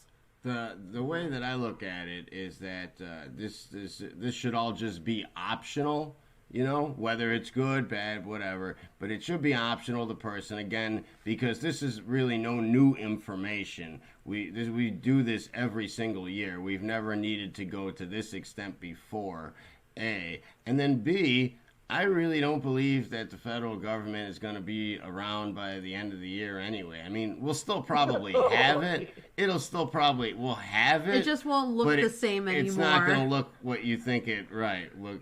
Exactly. A little more fictitious in the public eye. It'll probably be me and Ann, we'll be the leaders. We'll be leading all the people by the end of the year. Miguel, before I let you in, I just want to say that, once again, it just seems that, let's say we need to protect the most sacred figurehead in America, the president, right? The president shouldn't have people around him that refuse, he shouldn't have the right to have the power to say, you can't be around me if you're not going to wear a mask. Like, that sounds like a security concern in my view. And so that's why I have to bring it up, because, president's protected. Who else should be protected? How about governors? How about Congress people? How about the people that are at the DMV? How about the people that provide the public services? How about those people need to be kept safe because they provide us the services? That to me sounds like a national defense that's righteous. But I hear your concerns. People should have choices. But the choices sound concerning. And so, Miguel, I want to get your take on this, and then we could bounce back to Sully and I'm an anarchist. Miguel. Okay, so for being constitutionalist and for being on the side of personal liberty, why don't you guys believe in the 10th Amendment? You don't think we believe in the 10th Amendment? That's what I'm asking. You don't think so, though, based on your question. For our audience, remember. Yes. Tell the audience what the 10th Amendment is. Here, let me share it. The 10th Amendment is the powers not delegated to the U.S. by the Constitution. So those first 9 amendments before the 10th Amendment, which is freedom of speech, the Second Amendment, right to quarter against troops, Third Amendment, the Fourth Amendment, the Fifth Amendment, Sixth Amendment, Seventh Amendment, trial to a jury, right to a jury, Eighth Amendment, protection against Eighth Amendment is a protection against cruel and unusual punishment. It reads, not prohibited to it by the states are reserved to the states respectively or to the people. So what the 10th Amendment says is if what the 10th Amendment reads is if you don't find the right within the 9 First Amendments, you can create the 10th Amendment and it's given to the states. Further, it reads the 10th Amendment helps to define the concept of federalism, the relationship between federal and state governments. As federal activity has increased, so too has the problem of reconciling the state and national interest as they apply to the federal powers to tax, to police, and to regulate, such as wage and hourly laws, disclosure of personal information and record-keeping systems, and laws related to strip mining. But what I'm really concerned at is this power, the police power. These states have a police power, and the police power allows states to mandate masks and allows the states to mandate vaccines. One certain case from 1904, let me share my screen again before we get into it, and this case has not been overturned. So it is good law and it still stands in front of the Supreme Court. Not that one, I can't share that one. I'll get in trouble if I share that one. Jacobs v. Massachusetts, and it is a 1905 case. But it reads that a state statute was alleged to be unconstitutional for requiring vaccination. Let me just quickly go through it. What it reads is what was held by the Supreme Court is that in order to protect public health and safety, the scope of the state's police power under the 10th Amendment includes the authority to enact reasonable regulations to do so. Very quickly, there are 3 levels. There are 3 levels that state actions can be scrutinized under. There's reasonable. Hold on, let me look at it swiftly. There's reasonable action. The middle one I cannot remember, and then the last one is strict scrutiny. But something like a virus, something like vaccinations, is under reasonable authority. So the court states. Let me share this again really quickly, and then we'll get into this. We'll get into this discussion. It's not reasonable. What it reads is there was a city in Massachusetts, the states of Massachusetts, that required that all residents be vaccinated in 1904, as authorized by a state statute. This type of regulation was adopted by the actual city of Cambridge. So it's not just the state, but local municipality adopted this statute. So then the question before the court was, in order to protect public health and safety, does the scope of the state's police power under the 10th Amendment include the authority to enact reasonable regulations to do so? The court held that yes, in order to protect public health, as in 2020 with COVID-19 and safety, the scope of the state's power, police power, includes the authority to enact reasonable regulations to do so. A constitution secures liberty for every person within its jurisdiction, but does not give an absolute right for each person to be free from restraints. We'll get into this right now. In all circumstances, a person is required to be subject to various restraints for the common good. And the efforts by Cambridge, the local city, to stamp out smallpox are substantially related to the protection of public safety and health. There has been nothing to clearly justify the court holding the statute to be unconstitutional, and it was affirmed. This case is still good law. That as long as the court has a rational basis for enforcing a health crisis or a law that will help in the time of health crisis, such as the mask mandate or a lockdown or a vaccine, that it does not infringe upon our natural rights. That is still good law, and that has not been overturned. Go ahead. I'm gonna mute myself. Hold on. Give me a Okay. second. It's not rational nor reasonable, the actions that they have taken. B, just to break it down for our viewers, this basically is an amendment stating that the state and the people have the power to, if they want, arbitrarily give more power to basically randomly and arbitrarily parts of the government or the people, either or, if there's some type of reasonable, rational emergency. But none of what's going on falls under reasonable, rational, or anything. And again, aside from that, this is an amendment that we don't need, because why would you ever want to give more power to anyone for any reason anyway? Yeah, we don't want We that. have it already as the people. We can do things to help. We can do things to solve this on our own. We don't need a mandate to do it. That's kind of like saying that there has to be a law that if I break my arm, I definitely have to go to the hospital to get it fixed. That's like saying if I don't get my arm fixed at the hospital, I broke the law. You see what I'm saying? But there is no law that exists that way, so that law wouldn't apply. Exactly. Now, it's not interesting. logical. Let me Just like the amendment. right, but that law has no rational basis for ever existing. Now, Public good matters. very, very interesting. You said that the people have the right to enact this law, which is not what the amendment is saying. The amendment reads that this power, not prohibited to the states, is reserved to the states respectively or to the people. So the states themselves can enact it, or the people do direct democracy actions. So in this case, if the state decides to have a lockdown, or a mask mandate, or mandatory vaccines under the 10th Amendment, it's allowed. No, right, yeah, I did say both. But yeah, of course I disagree that the state should have that power also. That's just too much power. So yeah, I think an argument is right versus wrong, right and wrong versus, what was your saying, Miguel? Again, the saying is you're confusing what's right and wrong versus what's true and false. What's true and false is the 10th Amendment. This legally will stand in every case that you bring against it. Right and wrong, you might say it's wrong. Legally, you'll lose every case if you bring it against a state. Well, of course, but like I said, I don't expect the GOV to last that much longer in its current state anyway.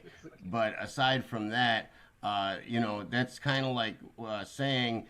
Like, I mean, if airplanes were coming to bomb Illinois or Chicago, and you had anti-military, anti-aircraft guns on your roof, wouldn't you get up there and shoot at the airplanes? You don't need anyone to tell you to do that. You see what I'm saying? You don't need an amendment or a law or anything to tell you to defend yourself or your town or whatever. You see what I'm saying? No, because I am a cunt, and I would not bring harm against anyone. So those planes, I would not harm anyone in those planes. So, I will bring it back. Go ahead. He was making a comment. What about your cunt comment? I am a cunt. Well, So, you're free to be. I'll man the guns. That's okay. Someone else will man the guns. Don't worry. You'll be fine. Tony's a cunt. Tony's a cunt too, right, Tony? Fat one. How about this? You won't have to need a law to tell your friends to save you from the situation if you would rather not do anything. But that's the funny thing. Laws don't really affirm people to do things. They restrain people from doing things, correct?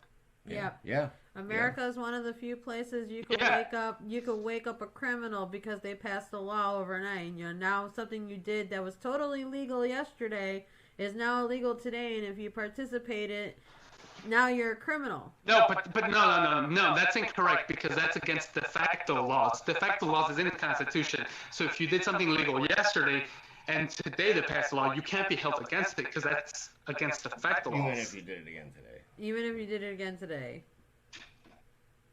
Well, of course today, but not yesterday, not at your hypo that you gave, right, Ann? Right, correct? But that's what correct? I said. It was. You agree with me? But that's the thing. If it was something that was completely normal in your life, and now it's considered not normal, but it was something totally normal in your life, And now it's being held against you. Now it's like, well, society is obviously coercing you to change.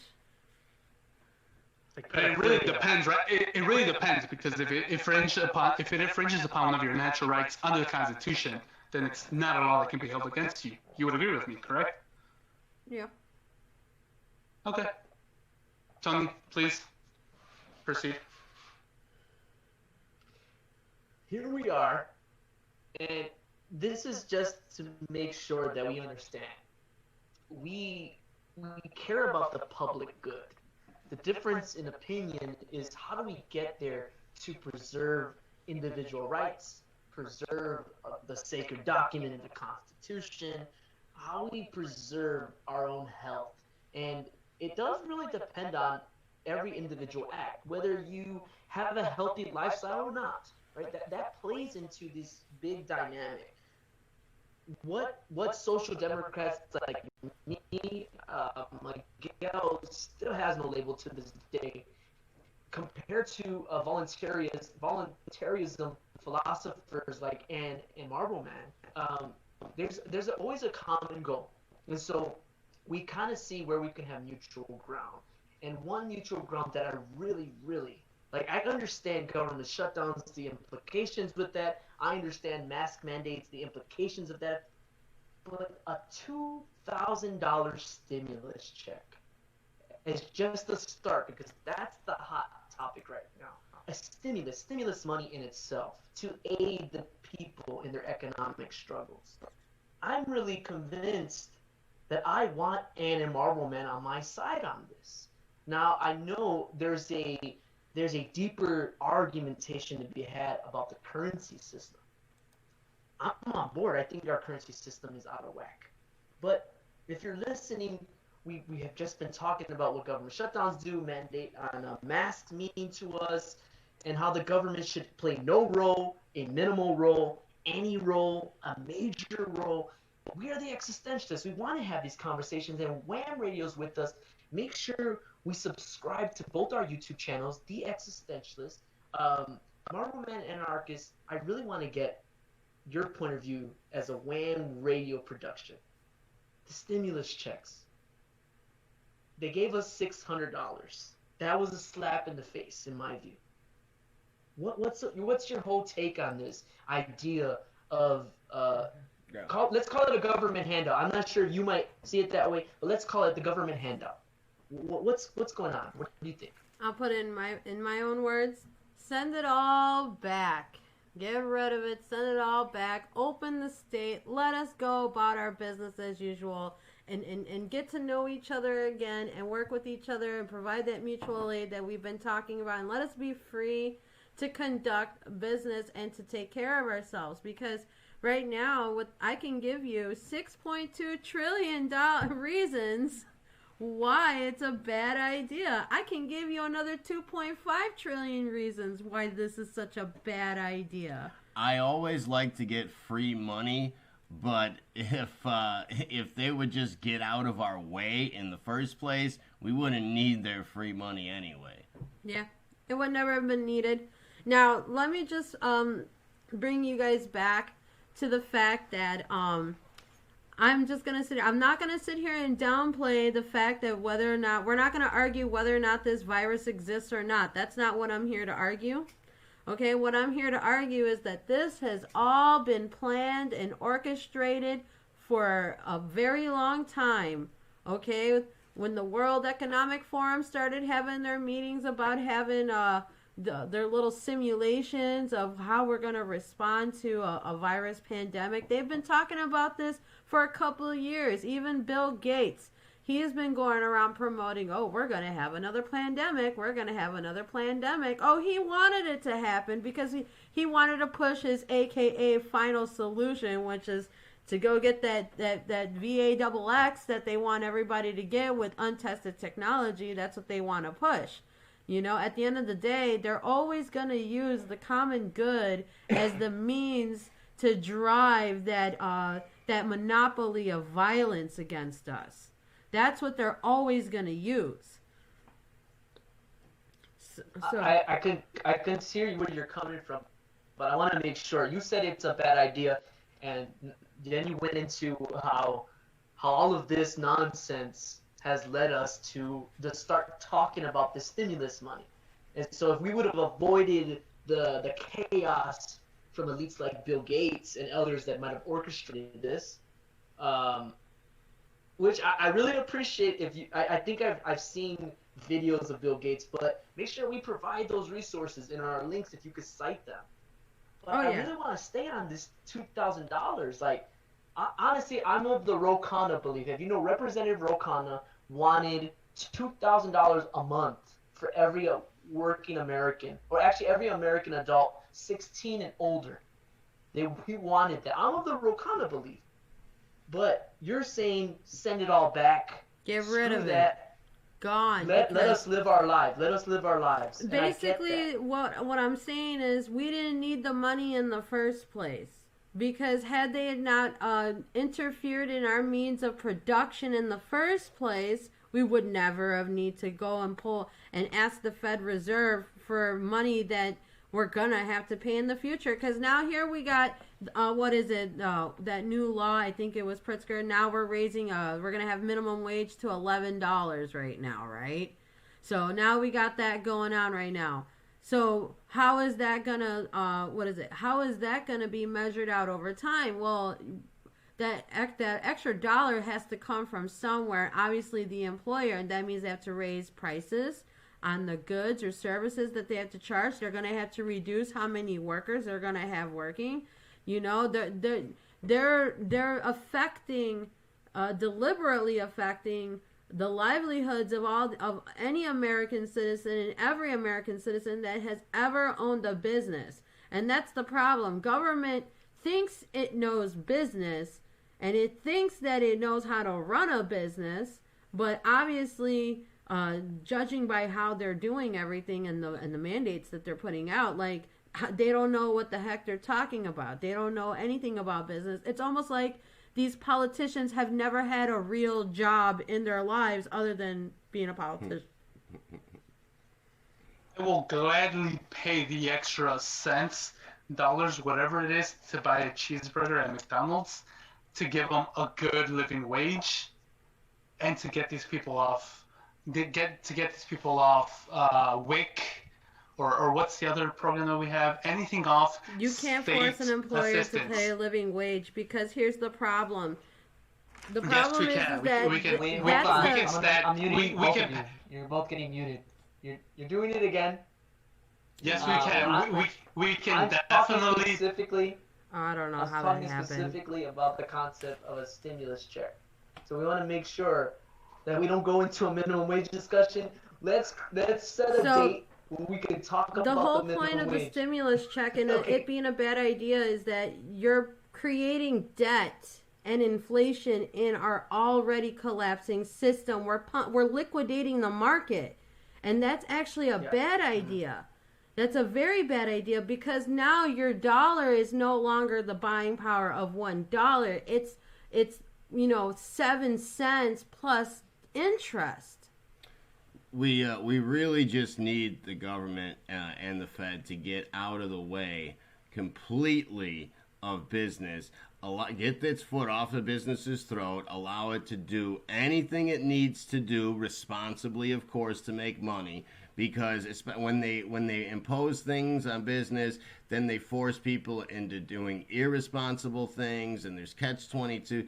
What I'm saying is, it's a much simpler, easier way. People know what to do. They know what the problems are, especially business people of America.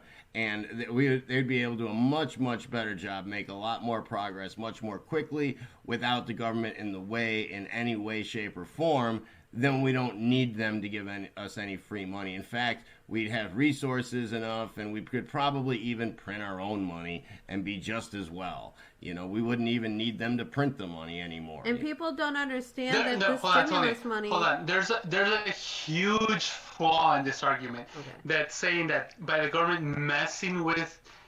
The argument here is saying the government can't... I'm sorry.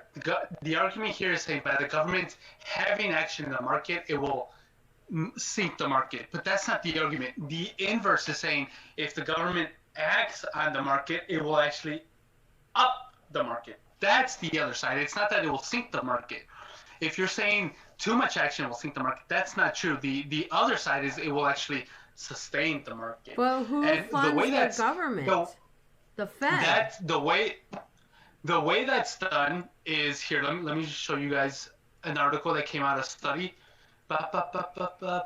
Here, in March, there was April, there was the first set of the stimulus checks that was sent out to people, the $1,200, and that resulted in giving people free money that kept 12 million out of poverty and giving the economy a crucial boost. Now, this study was done in July, so this was a few months after, because you have to give time for the economy to bounce back.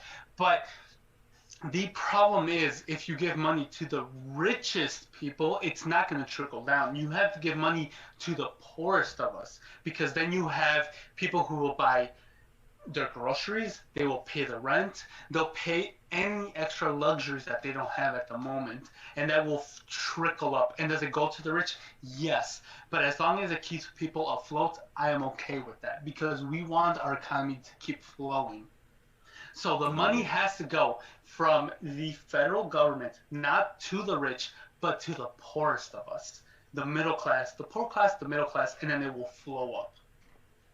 Yeah, and I think, and Marboro, you can answer for yourselves, but I think the argument is, though, in the long run, what you're doing is you're causing a massive inflation of our currency. You're creating there's a deficit argument there where generations from now will have to pay the cost of sustaining our lives today. And Marboro Man, do you want to? Is that what you're saying, though? The inflation argument and a deficit argument, or are you saying more? What I'm saying is that we need to just do things on our own without the government or the U.S. currency. Eventually, we can just get rid of U.S. currency altogether, and we can even go as far, if we want to, and print our own money. What I'm saying is none of us have to be in any type of poverty or any type of debt ever again. I'm talking about a debt-free, inflation-free economy where it's based primarily on our relationships with each other and how we negotiate our business transactions with each other, using our own value on what items are and what our trades are with those people to get along and to gain wealth, to gain actual wealth, money, not currency, but money and resources. So when I say print our own money, that would be something that you would have to provide a backup for that person. An easier way to look at that is a non-legal tender like a gold dollar. That's still $1, but it's made of gold, so it's considered not legal tender. So what I'm saying is actually move over to a not legal tender, which is legal, by the way. Don't let the name fool you. Move over to using not legal tender instead of legal tender and phase out legal tender. That way, we're actually getting somewhere. And at the same time, you're kind of locking the bad guys out because they can't bribe you with fiat currency anymore. You're already okay. You're already moving forward with the close relationships of the people that you formed to get ahead in whatever it is you're trying to do. And this fiat currency, the stimulus checks is a perfect example of what our founding fathers have warned us about. You know, these political promises that our owners are using against us. You know, they're saying, oh, you could get $2,000, $1,200. Room for corruption. It's just more room for corruption and to buy out the votes, and that's what it's always been. It has never been about the common good. It has never been about freedom or anything that. It has always been about control and staying in control. That's what it's always been about, and that's how the game's always been played. Well, and you would agree with me that Hamilton, when he set up the national banking system, it was set up on debt. It wasn't set up on the gold standard. It was set up on fiat currency. And further, if we move from a fiat currency, which we currently have, to let's say a gold standard, let's say Indiana establishes a gold standard, and Illinois doesn't, because Illinois is blue, right? Pritzker, Pillager, as you like to call him, I like that name. Let's say I want to go down to visit some of the caves in Indiana, and they have a gold standard. I don't have the money to be able to interact with the state of Indiana. That leaves me out of that economy. They don't get my money. There is no central money that I can exchange with them, and they can exchange with me. And that's what currency exchanges were created in the beginning for that. Hold on. While you think that makes extend freedom, it actually doesn't, because now I'm locked out of their system of monetary system. I'm locked out of their monetary system. That's what I'm saying. No, you're not, because that's what currency exchanges are for. And aside from that, if you have like an APC card, which is what we're proposing, a private club card, you're both part of the same club. You follow the same rules. Follow the same rules. And you guys could do business with each other. do the same business. Well, that was the issue with Hamilton, because the 13 colonies had their own currency system, and he wanted to consolidate that under the federal government, and he did, because each system had their own currency system that didn't match up. But once you center that under a fiat, well, it wasn't a fiat system back then under the 13 colonies, but once you centered it under a central system under the federal government, then you can exchange goods and money between the states, because now they all have the same monetary system. So either a gold standard or a state-based currency does not make sense in that case. You still need either a fiat system or a central currency. So I would have to disagree. Let me answer your question. So, like, to an anarchist, like, our political spectrum looks like a number line. What about your self-worth? Hold on. So our political spectrum looks more like a number line. You know how, like, you know, when they present their political spectrum, it's a 4-quadrant grid, and you place your little dot somewhere on there. We don't see that at all. Okay, that's what 4D chess looks like. We want things very simple. Ours is just a number line. You got 10 being on the far left, being the most tyrannical of all governments, and 0 being on the right, representing absence of any government. All right, we don't include the economic scale in the quadrants, because you know that's how the quadrant is divided. The x-axis is the economic system that you agree to, and then the y-axis is the level of tyranny or individualism that's allowed in the system.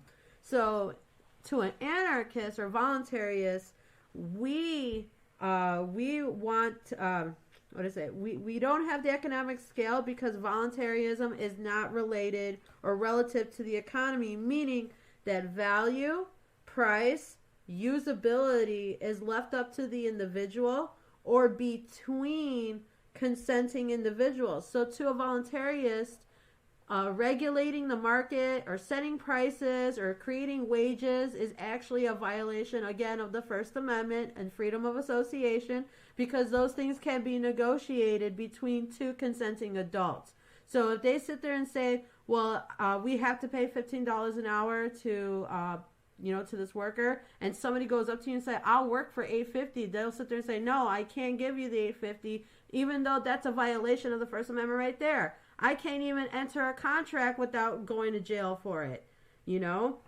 So we leave the economic scale out of it completely, because we want people to value things between each other on their own. Like, dollars are supposed to measure value. You would think that a loaf of bread, the dollar would translate to what you're buying.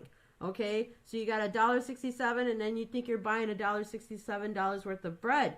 But the dollar is supposed to measure value, not quantity, not their inflated system. It should not be taxed. It should be whole.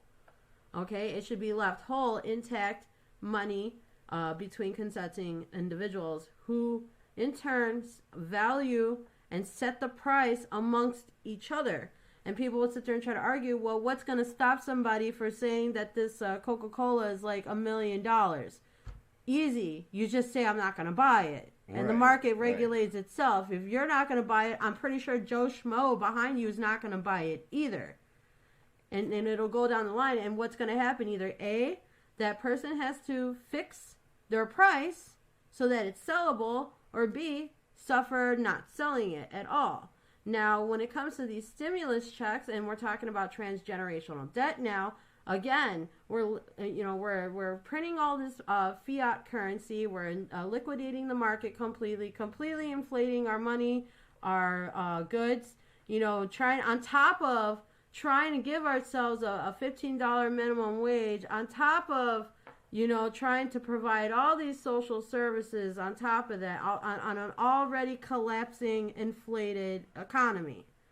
I have enough faith in people and Americans to believe that they're fully capable of running their own private bank and negotiating their own deals for themselves, regardless of the situation, be it employment or external investment or capital gain or what have you, or eccentric nonprofit philanthropy like we do.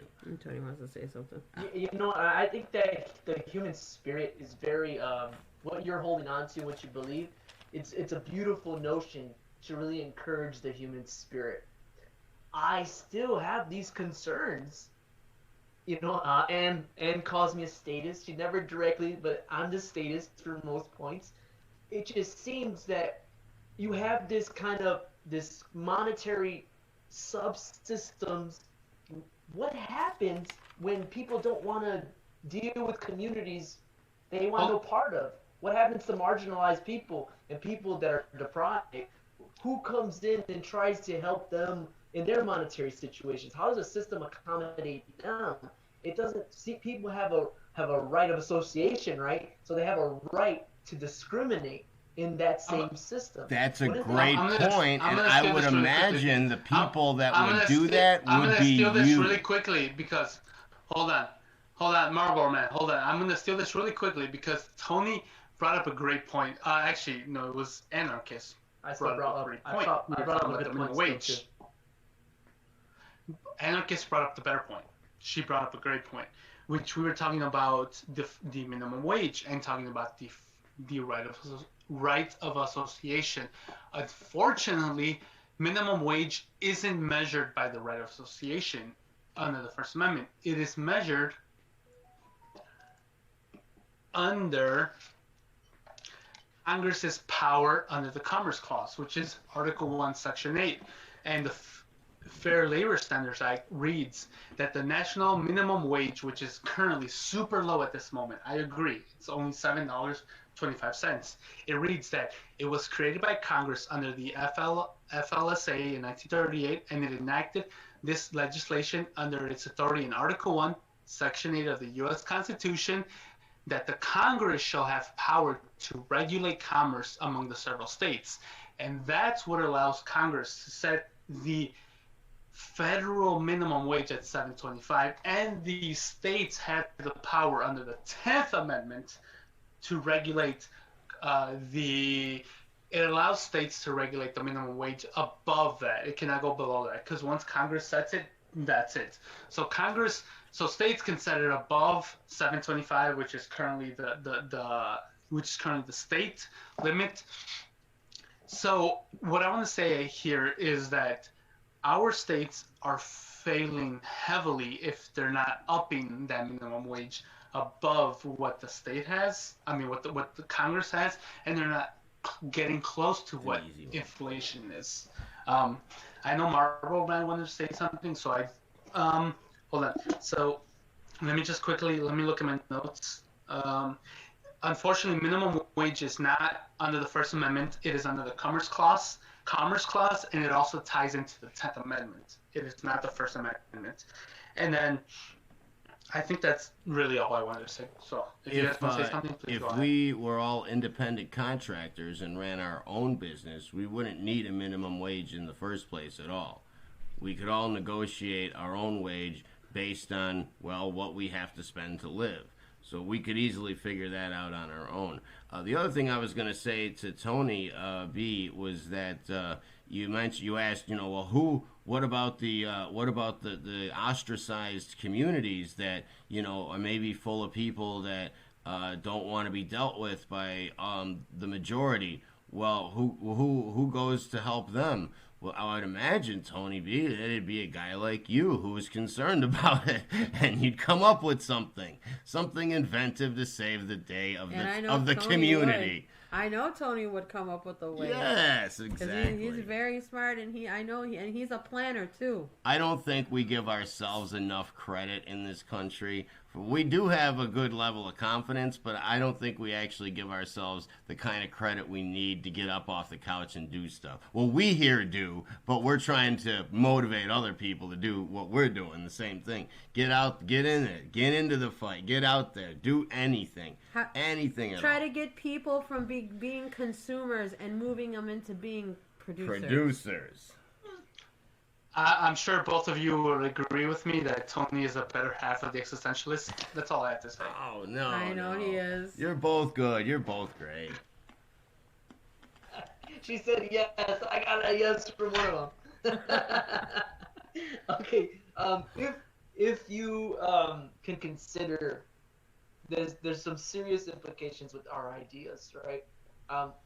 Anarchists and Marboro Man are very much in tune with the idea that independence can be broken down into an individual level. It creates more freedom, more production in their view.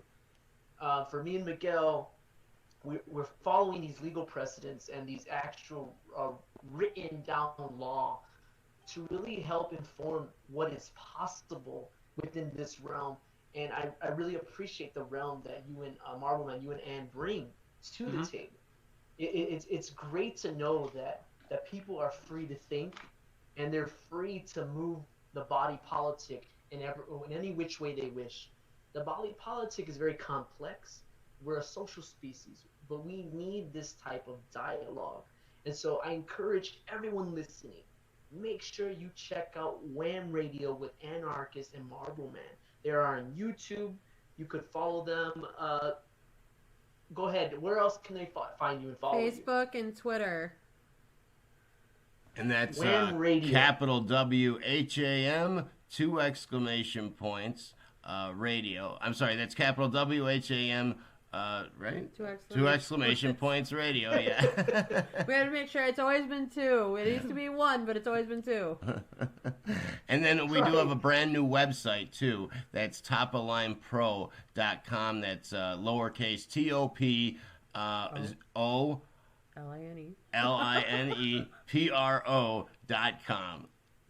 And where else are we? Yeah. We're at Jaci's thrift store a lot, doing different kinds of work with her as a sponsor because we help a lot of people with job skills there, and we're also here at our own facility helping out with our halfway house and doing the counseling that we all do thing. privately. Right, that we do privately, provide all the work ourselves, along with the churches as well that help work with us. Yeah, so put it this way, we're out to prove that the private market could do better than what the government can do. So everything I do for charity and fundraisers, I do out of my own pockets or either out of my own personal, personal living situation. The private markets can do a lot better and at we a do lot a of lot better. things. We've helped people find homes to move to. We've helped homeless people. We've helped people get food and do all that all through private means. And we didn't have to depend on the government we didn't have to wait for the government to even tell us we can even get these things or not, or when we can get them. We went out and got it. We were being proactive ourselves, and that's right. The point.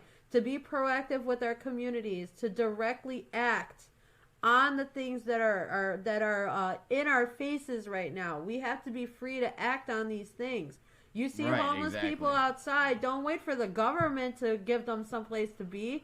Open your doors up for a night and give them a place to stay for a night. Feed them, give them a sandwich while you're on the street. A lot of this can all be done through private means. You don't need a government to go parade on behalf of the people of all the good stuff that it does. You know what I mean? When you got somebody that blows its own horn, you don't want to trust that guy. We all know what we need to do to fix things, and it's high time that we just start getting out there and just fixing things. Don't ask permission. If anybody gets in your way, just tell them I'm doing my part to make America a better place. Get out of my way, leave me alone, and whatever, you know what I mean. You catch my drift. Just, we know what to do, and it's simple. All these things that have worked in the past will work again. We just got to simplify and go back to the basics of what works. You don't need permission to do the right thing. You never need permission to do the right thing. I would respectfully disagree in that I believe, and I think Tony would also believe, that the federal government is best positioned to address these problems. And the way you're saying is that the private market is best positioned to address these problems. And we do it faster than the government. From our conversation, I think is if someone who's listening out there has the power to help individually, go ahead and do it. Find that middle ground. Because at the end of the day, if you can give, I don't know, money to someone to help buy a meal, get a hotel room for the night, that will go farther and sooner than a federal program to get housing for the homeless. Well, those people could be on those lists for years before they even get a home. Yeah, we need to get out there as a group, as a country, and solve all these problems for the government and get the government to not help people so that we do it. We take over the helping people part and just let the government getting back to doing what it does best and what it enjoys doing, which is blowing up brown people in other countries. So that's what we need to do. And we do all the helping people part. Unfortunately, under the Constitution, the government has that power to help people within our country. They just choose not to. So I think the best energy is spent on pushing our local legislators or our national legislators on pushing to help people within our community, to help them get housing, to help them get food, to help this pandemic end as soon as possible. So further on from that, I think that we as individuals can help our community and help our national community as well as that. Further from that, I really think that this is a problem that is not solved by the states or by individuals themselves, but it is solved through the federal government really overseeing everything and giving orders to these local municipalities and states and individuals on how we best conduct ourselves. Tony, I know you'll back me up on this. Tony, do you have anything to say? We live in a time where it has gone for the past century, and even before that. And I laugh in a very positive way when you say the owners of this country. And when I hear you say that we may have a disagreement on who the owners are, I think well, I'm not going to go put words in your mouth. The thing is that there has been class warfare in our country for so long. So the markets themselves, the private actors, they have manipulated and used government systems to wage a war against the working class people.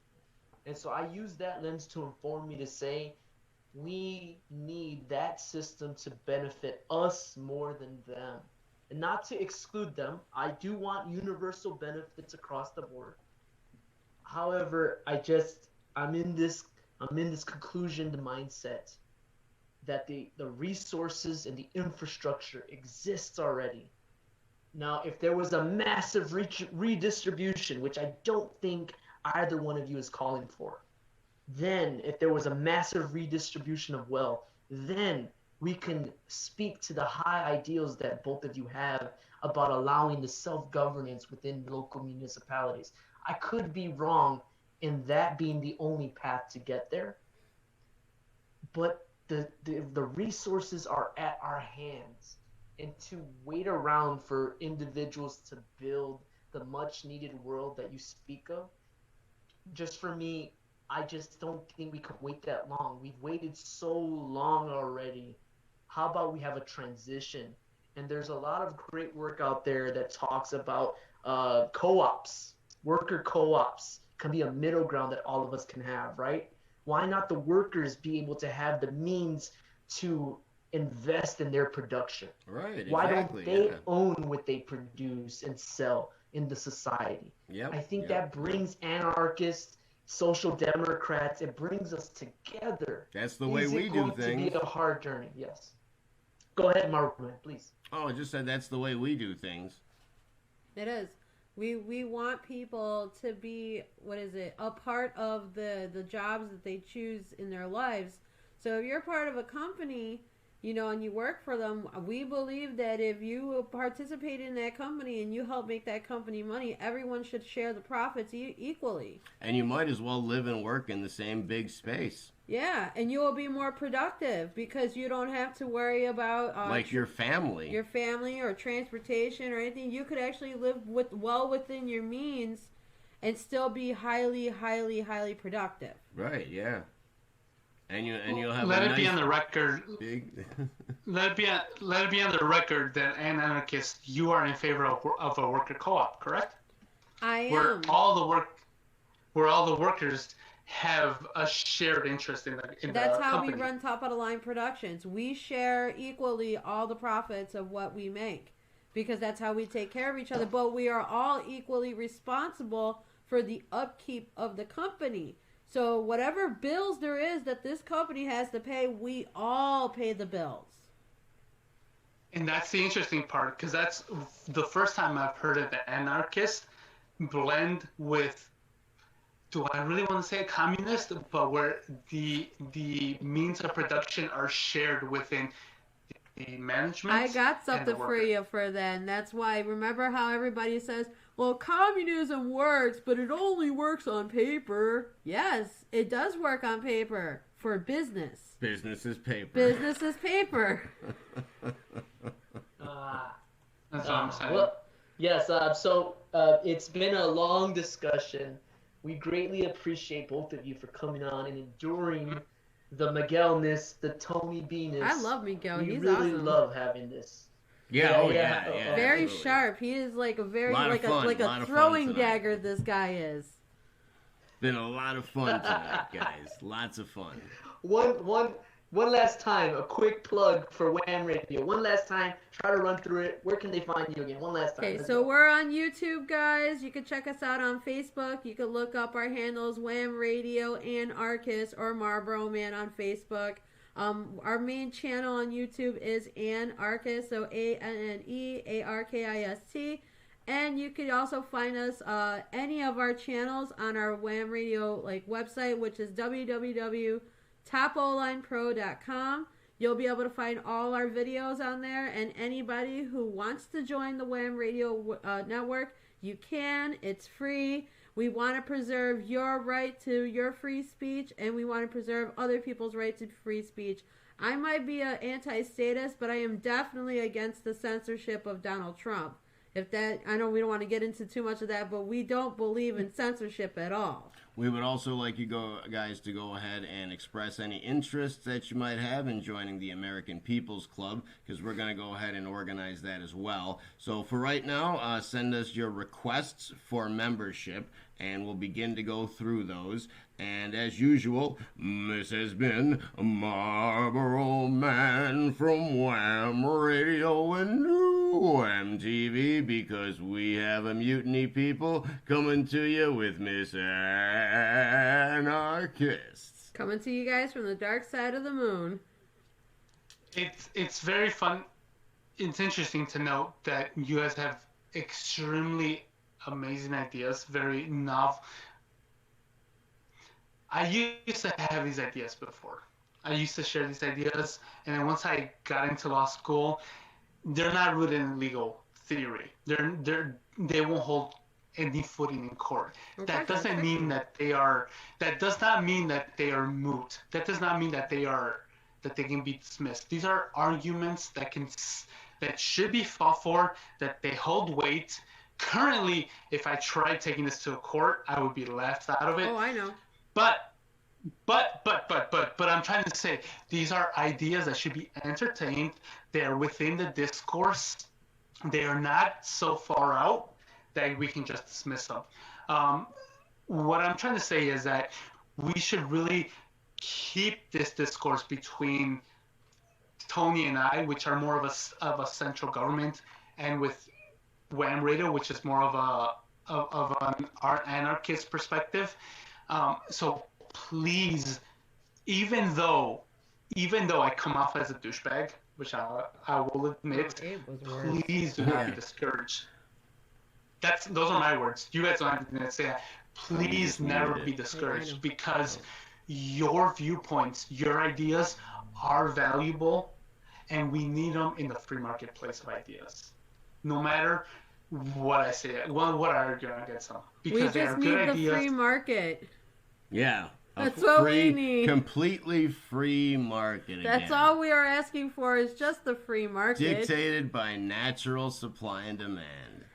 Remember, every time you try to force Mother Nature, it always blows up in your face. So what we need to learn as a mankind is to go along with Mother Nature and roll with it. That's the only way, and that gotta be done naturally. That goes you can't for force psychology nothing. too. That's the same human nature. It's got to be given it. You got to give in to human nature somehow. Otherwise, it's really gonna build up on you, so to speak, and you might storm the Bastille. That's how our owners get away with everything. They know human nature. They understand human nature on a level that we could fathom. That we can barely fathom how well these people know us. They know when to, like Pavlov's dog. They know when to throw a bone at us to get us to wag our tails and to do whatnot. They know when to do all that. They know it better than we do, because we're so busy running and chasing, and trying to get this and this and that we don't have time to stop and think about why. Why is it this way? Instead of, oh, well, what do I need and how do I need it? And when am I going to get it? Whatever happened to the whys? So, I really love all of you. You can really keep this going forever. I tried to end it with Marboro Man's voice. I know, you did terrible. We just kept talking. These things are so hard to end. Please let us know if you have any kind of difficulties with your recorded audio, if we can help in any way. Okay. We're going to review our material. We're going to decide how we split it up. My apologies. I want to be a better host, so this is great practice. I need to be able to kind of navigate our discussion a little better. But I hope the material we've offered you is going to be useful for you. Well, and for our end, at the end, we'll probably put a little commercial in at the end, For our sponsors. For our sponsors, which we love our sponsors. We take care of all our small businesses. Shout out to Pastor Ron from Cicero Bible Church, and of course, Pastor Bill Stiga from Oak Park Avenue Baptist Church. Big shout out to you guys, both of which are also exclusively on YouTube.